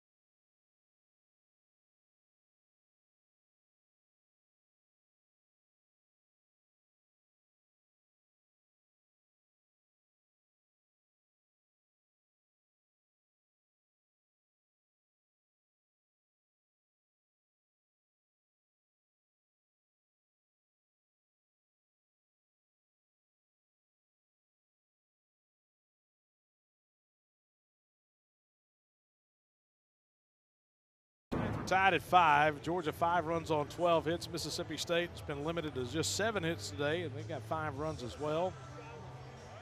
Out of the bullpen, Matt Scott was outstanding for Georgia. Lujo, the 3-run home run. Rylan Lujo in the 5th inning. Georgia's left 9 on base. Mississippi State got the start from Duke Stone. Garrick Fry's got a big 2-run home run. And well, Mississippi State continues to struggle with 2 out hitting this weekend, 1 for 11 with runners in scoring position.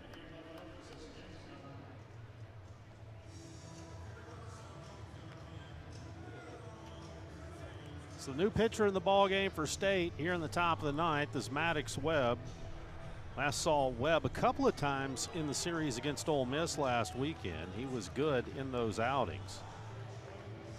Across 2 innings, struck out 3, walked 1, did not allow a hit.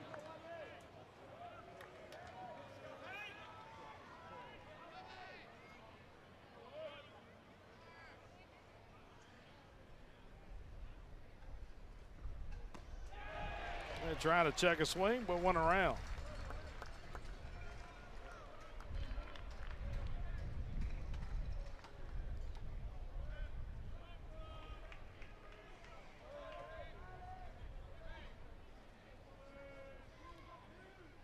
Henry Allen leading off. 0 for 4 today with a couple strikeouts. It's got a pop out to short and a ground ball to short.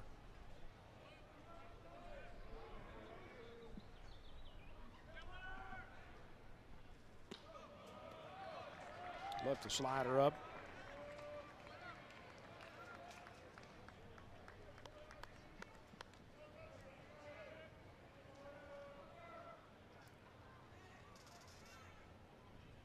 Georgia's gotten the leadoff man on in 5 of its 8 at-bats today.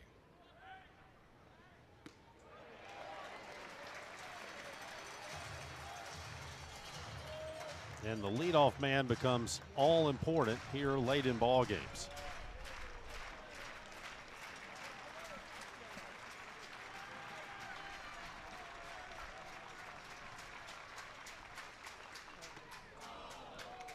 fastball is up, and now the count's 3-2.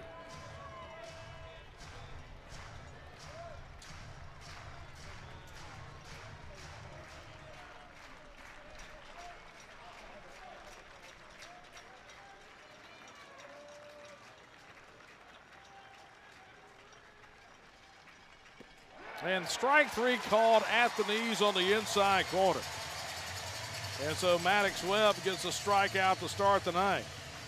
Now that's a nice fastball by Webb to get the strikeout. He had left a fastball up the pitch before after a couple of breaking pitches. That time just puts it in the right place. Records the strikeout. So 1 down. And Jordy Oriach will be the batter. Couple hits in the game. A single in the 5th inning off of Sweeney, a single to left field off of Burns in the 7th.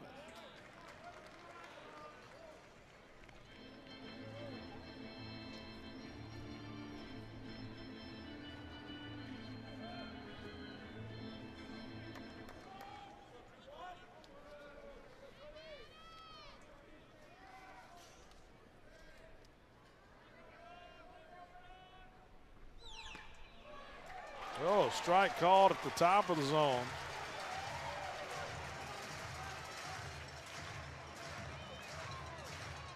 And now 0-2.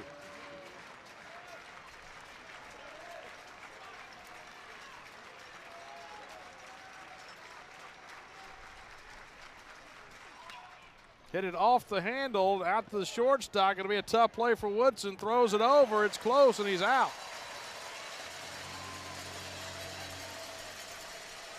Well, just sawed him off, and he got it out to the shortstop, and then Woodson had zero room for error.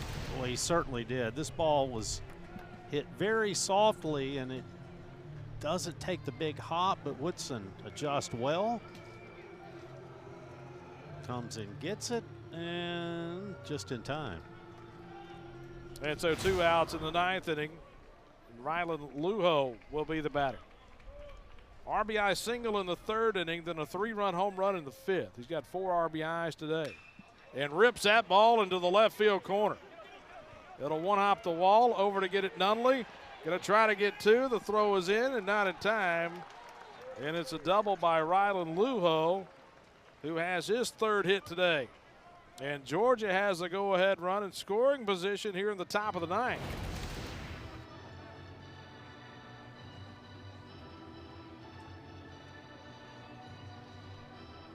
Well, Lujo just continues to hit the ball well. 3rd hit on the day.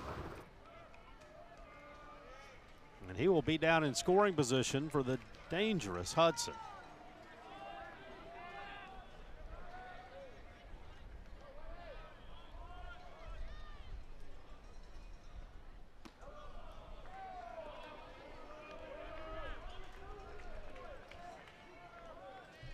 So State will put the shift on defensively. As Fry, the second baseman, backs up about 10 steps on to the outfield grass. And off the mid of the catcher and back to the screen, and a wild pitch uncorked by Maddox Webb, moving the go-ahead run over to 3rd.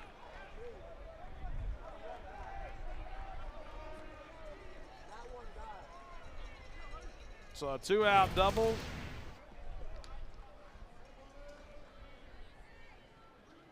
And almost impossible right there for Raymond.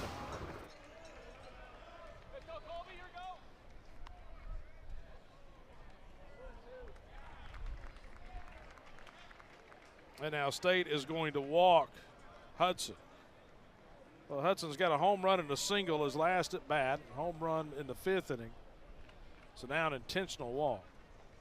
And Justin Parker is going to come out of the dugout and go have a conference on the mound.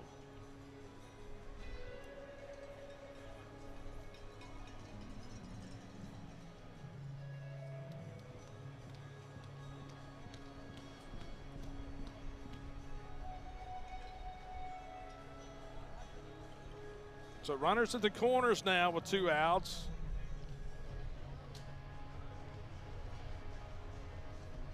Georgia trying to sweep the series here in Starkville this weekend. They'll go back home, play Presbyterian on Tuesday, and then a home series in the SEC next weekend against Florida.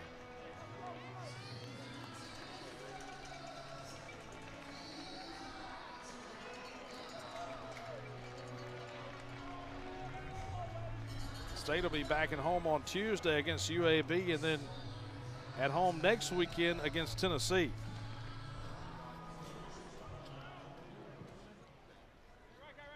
So the Georgia shortstop, Colby Branch, with 2 outs and runners on the corners, will come to the plate. He struck out a couple of times, singled in the 5th. Into a fielder's choice. So 1 for 4 on the day, up in a big spot. And the right side of the infield is open for him with the shift on. Starts him off with a slider.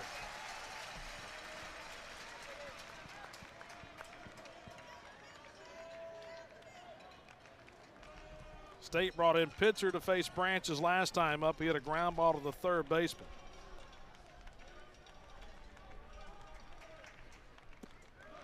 The same pitch this time, he lays off of it, and the count's 1-1. Well, if you're looking for State in the bottom of the 9th, it'll be the top 3 in the order. Chance, Reese, and then Noah Sullivan was ejected after his last strikeout in the DH role. 1-1. So have somebody hitting in that spot.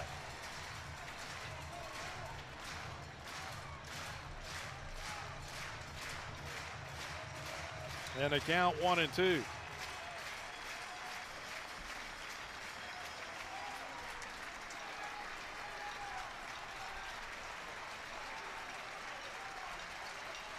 Runners at the corners, a pitch. Oh, it just missed in. And now the count's even.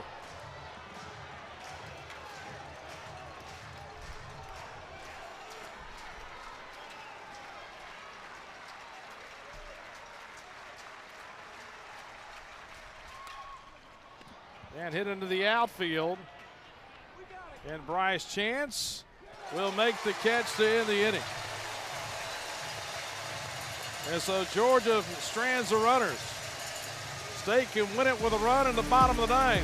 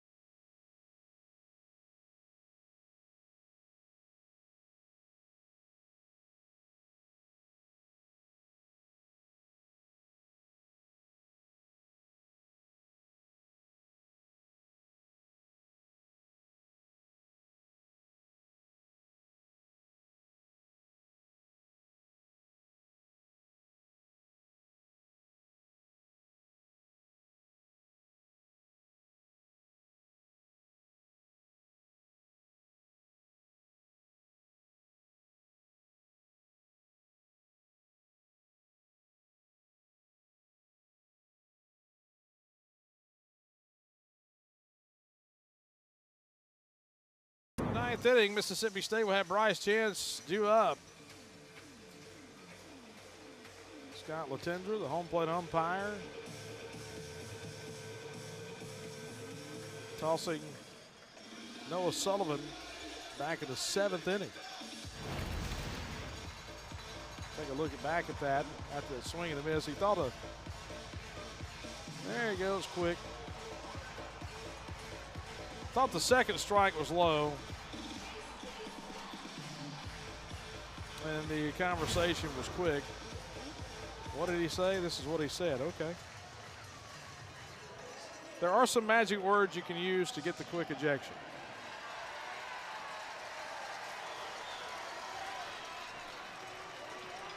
And Bryce Chance going to lead off here in the 9th inning. So State will have a pinch hitter in that role, as Sullivan was due up to be the 3rd guy in the inning.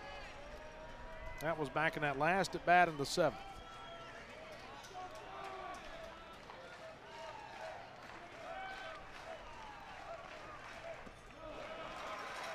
A Chance single to center field to start that 7th inning.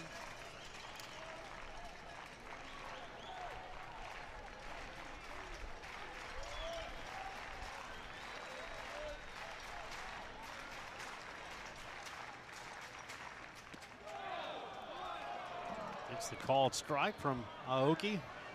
Pitching on the 2nd time this weekend. He pitched back on Thursday through 39 pitches. This is the first time this season that he has appeared twice on a weekend.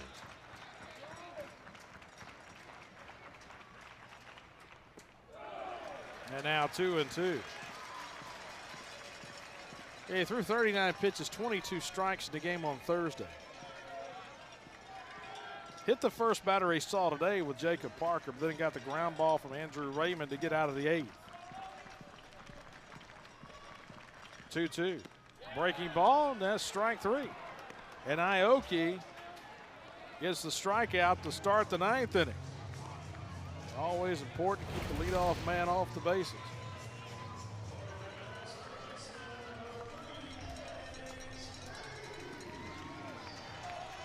So Ace Reese will get a chance to swing it. He had that 2-run home run in the 1st. Struck out his last couple of times at the plate. Reached on an error in the 2nd.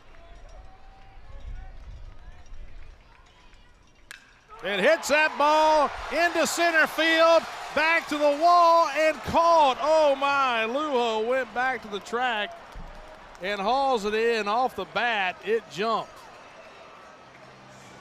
And now 2 outs in the inning. Well, Reese gives this one a ride. He hits it very hard, tailing away from the center fielder Lujo, going back to the wall and making the catch a couple of steps in front. And Woodson gave one a ride back in the 8th inning. Back to the wall. And Drew Wires will be the pinch hitter with 2 outs here in the 9th inning.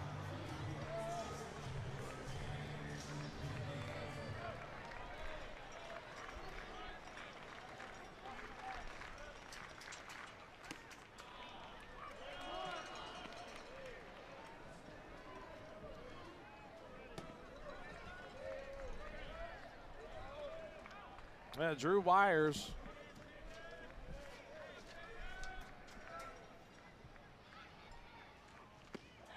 hitting .366 on the season and a strike call. Well, and you can tell the frustration coming out of the Bulldog dugout. But that is the story. Aoki has worked the bottom of the zone in his appearances this weekend.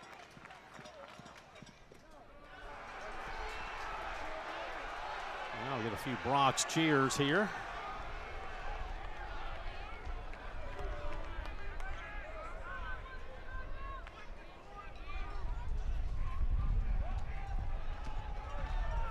State's got a right-hander down in the pen, tossing just a little bit. I think that's Billingsley.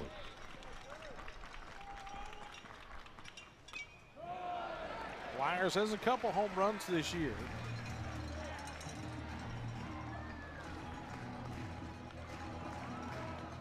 Couple of doubles, 15 hits. He's played a lot out at second base this year.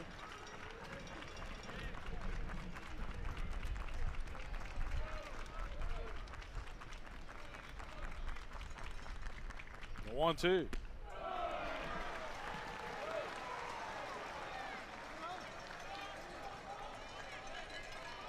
Two outs here in the 9th.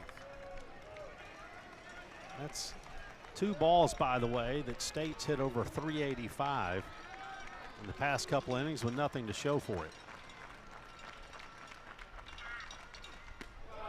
And now 3-2.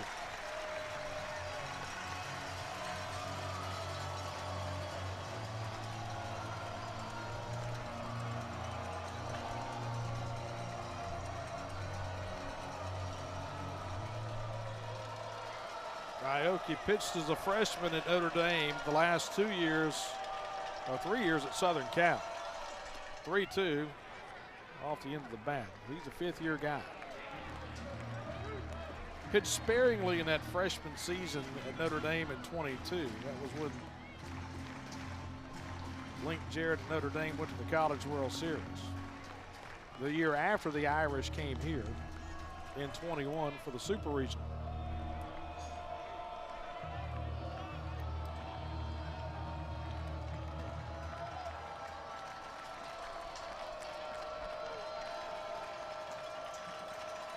Three and two with 2 outs, nobody on. And a ground ball into center field. And Drew Wires pulls the single in the middle. Georgia had the shortstop Branch pulled over to the 6 hole.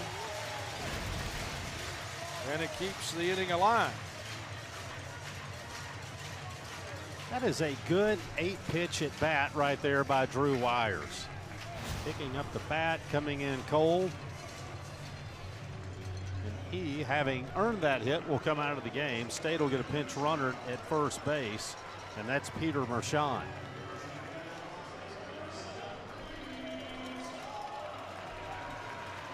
So Mershon, the freshman from Taylor, South Carolina, will come in and pinch run.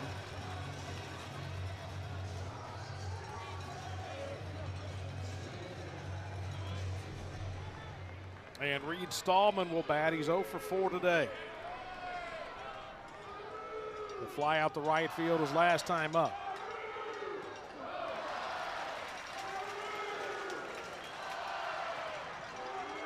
Stallman's got 4 home runs this year. If you're Stallman right here, you need to be sitting on the breaking pitch.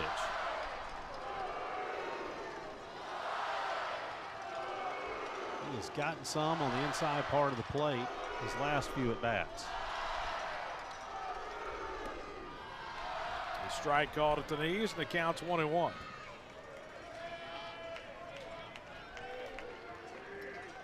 Mershon, who pinch ran, is standing down at first. He's got a stolen base in 1 attempt.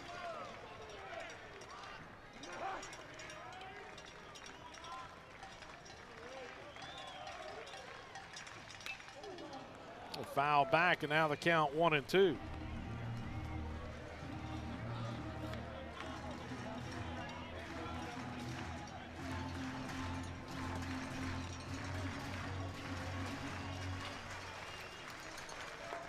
Georgia trying to get it to the 10th, where they'll have 9, 1 and 2 due up. State trying to win this thing at the bottom of the 9th.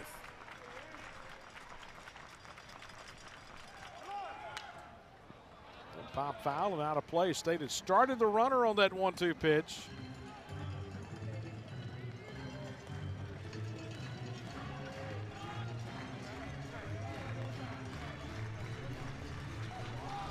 Well, maybe get a man in scoring position, or if not, lead off your turn in the bottom of the 10th in the 4 spot.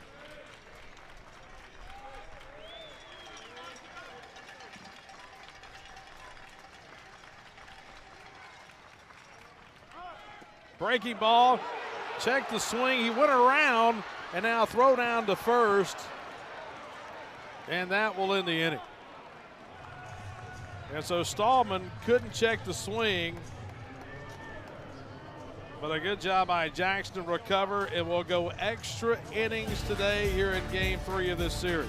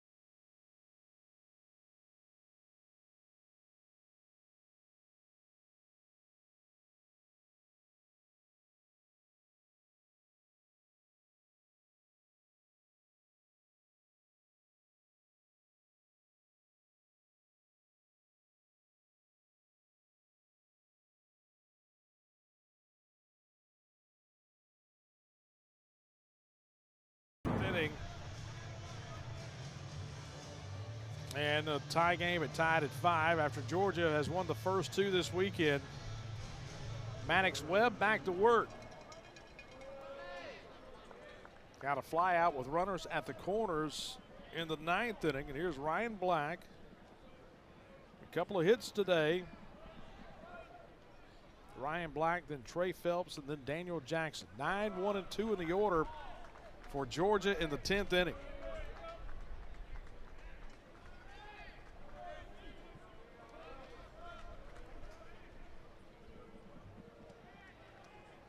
Single to right field his last time up.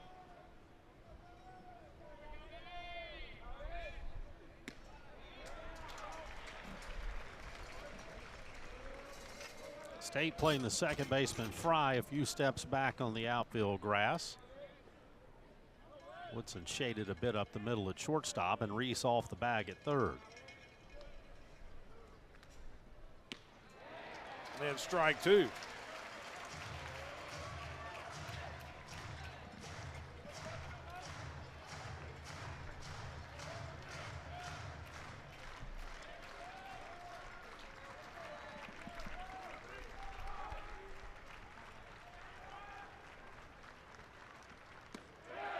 Try to get the inside corner.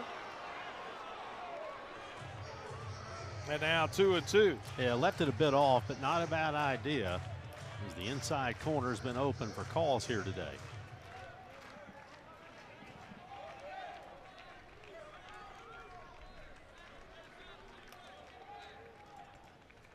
Breaking ball, grounded, just foul outside the bag at first.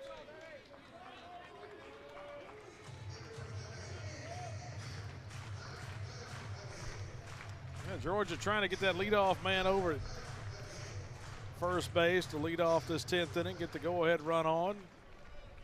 Take it any way they get it. A hit, walk, a hit batsman, anyway.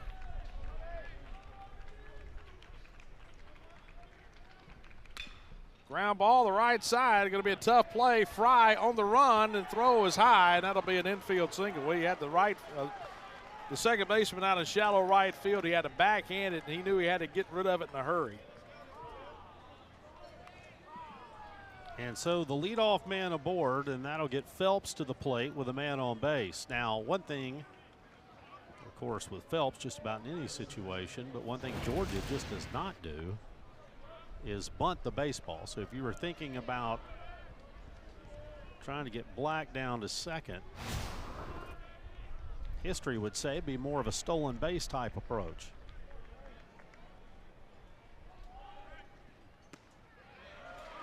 Starts him off with a slider.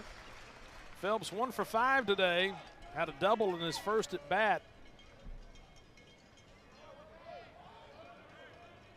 Hit the wall in right field in the first inning. Runs out of bat with a slider and a count 0-2.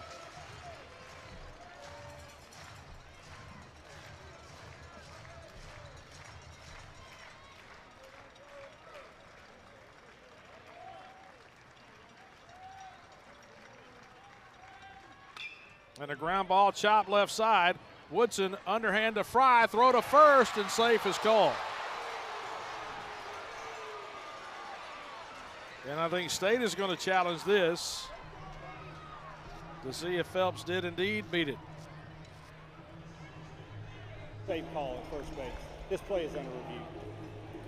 And they will, in fact, make the challenge. Let's take a look here. Fry's got to get back to the bag. Next turn, let's see. Just watching it, I thought Phelps had beat it in live action.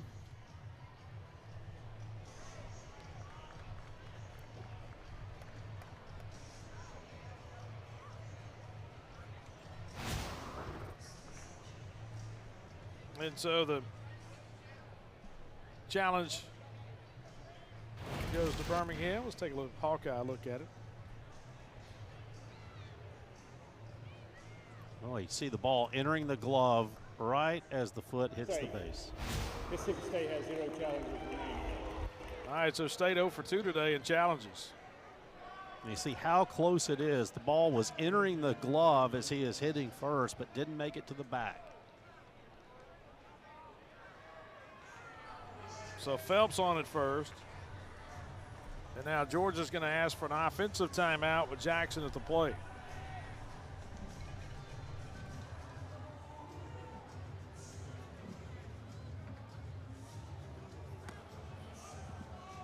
Andrew Raymond behind the plate now.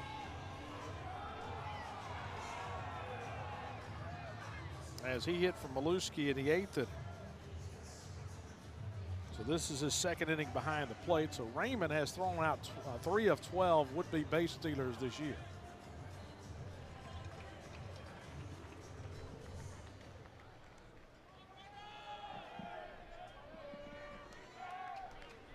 Daniel Jackson, a 2 for 5 day, singled his first 2 at-bats today.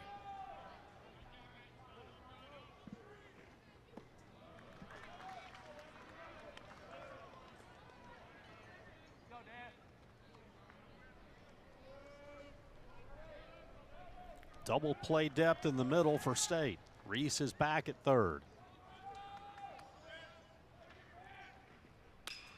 Lined into right field, and that's a base hit. And so a solid single by Daniel Jackson, his 3rd hit today. Phelps will stop at second, and Georgia's got the go-ahead run in scoring position with 1 out here in the 10th. Now this ball was hit hard. It gets out to Parker in a hurry and able to get it back in before Phelps can advance to third base. But now a couple aboard and 1 down here in the top of the 10th. And Michael O'Shaughnessy is the batter. O'Shaughnessy has 7 home runs in just 69 at-bats. Solo home run of the game last night that was big. Hits that fly ball in the air out into left field. Wynn may get it out to left and gone. A 3-run home run by Michael O'Shaughnessy. And Georgia takes an 8-5 lead in the top of the 10th. Well, O'Shaughnessy got some loft. Got it up in the air, and everything's going to carry to left right now. That one goes 345 feet and leaves the yard. And Georgia has had some big swings of the bat and has used the long ball to its advantage this weekend, and it does it again there.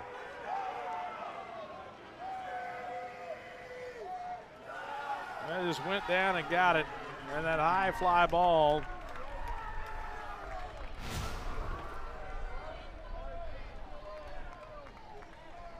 And now Henry Allen will bat.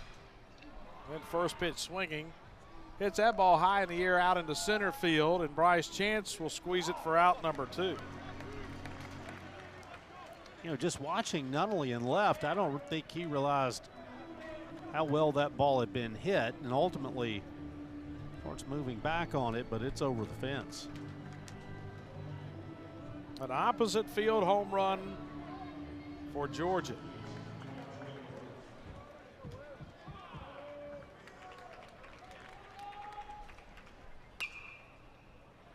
And in the air, down the left field line, and that will slice and get out of play. 3rd home run of the day for Georgia. A couple of 3-run home runs. One by Lujo, this one by O'Shaughnessy. His 8th home run of the year. And now Georgia stands to possibly take all 3 here in Starkville this weekend. Mississippi State will find itself down by at least 3 in the bottom of the 10th inning.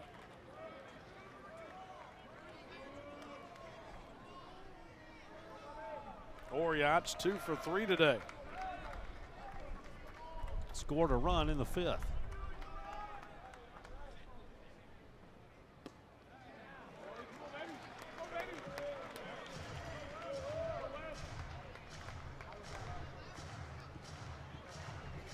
It's been one of those weekends for State. Georgia's just had the big hit when they needed it. Swing and a miss, and that will end the inning. But Georgia 3 outs away from the road sweep here in Starkville. Michael O'Shaughnessy opposite field, 3-run home run, and it's 8-5 Georgia in the 10th.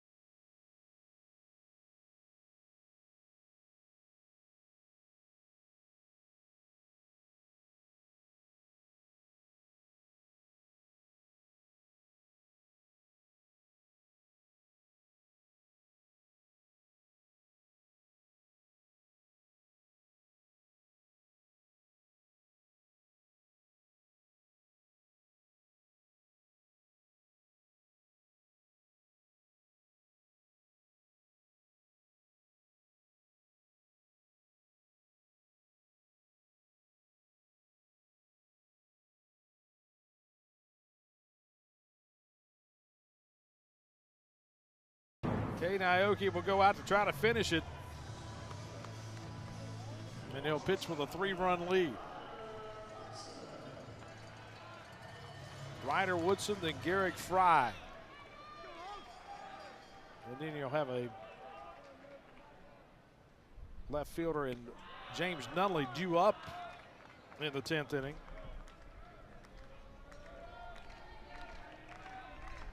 Ryder Woodson 0 for 3 today. Had a fly out to deep center field to lead off the 8th inning.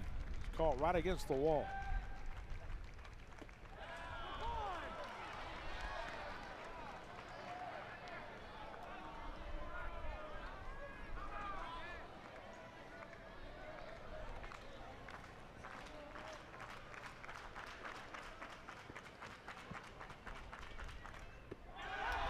And chased the pitch down on the 0-2.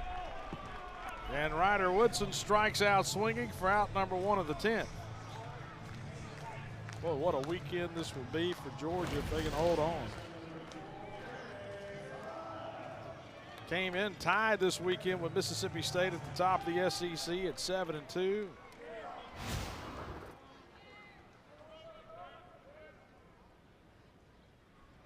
And here's Garrick Fry.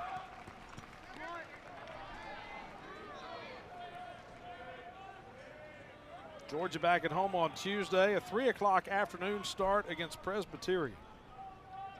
State at home on Tuesday against UAB at 6. They'll lay down a bunt out in front of the plate. Jackson Fields throws and time for the out. Well, that's a good play. But Jackson has been really good this weekend.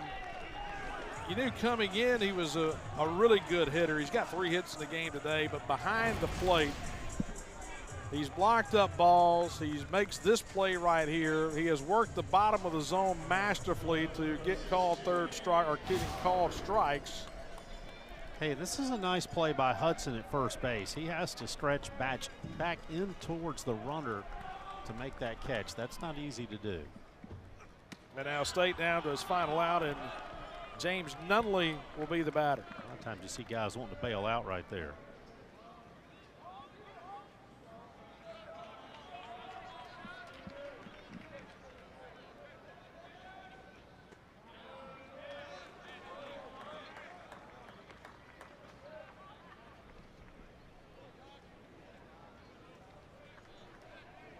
Georgia has double State in hits today, 16-8.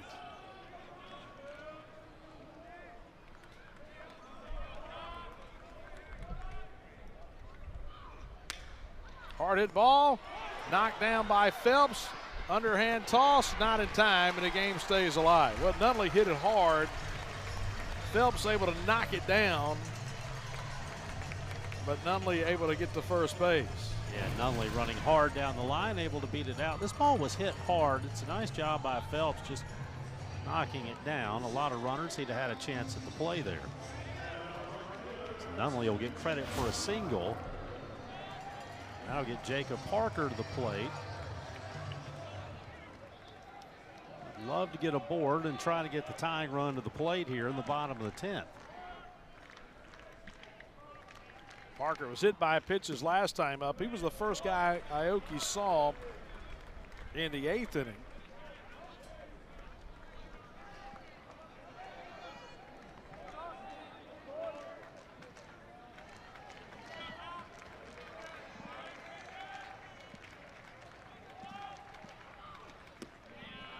Got to get one more on to get the tying run to the plate. Andrew Raymond is due up next, and he would represent the tying run.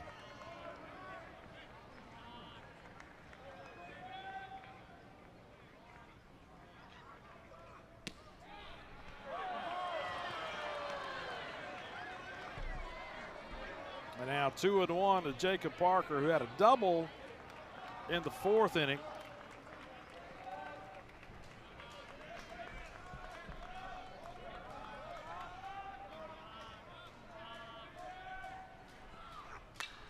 And pops that one up. That should do it. Left side of the infield, shortstop over, calling everybody off, and Branch makes the catch, and that will do it. And Georgia has swept Mississippi State in Starkville as they win it in 10 innings today, 8-5 over Mississippi State. All weekend long, it seems like when Georgia needed the big hit, they did it, and it often came in the form of the long ball. That was the difference here today. The big 3-run shot in the top of the 10th is the difference. So for Charlie Winfield, I'm Bart Gregory saying so long from Starkville, where Georgia wins it 8-5 in 10. To watch this entire game on replay, as well as other games on our family of ESPN networks, log on to watchespn.com or download the ESPN app. This has been a presentation of ESPN, the worldwide leader in sports.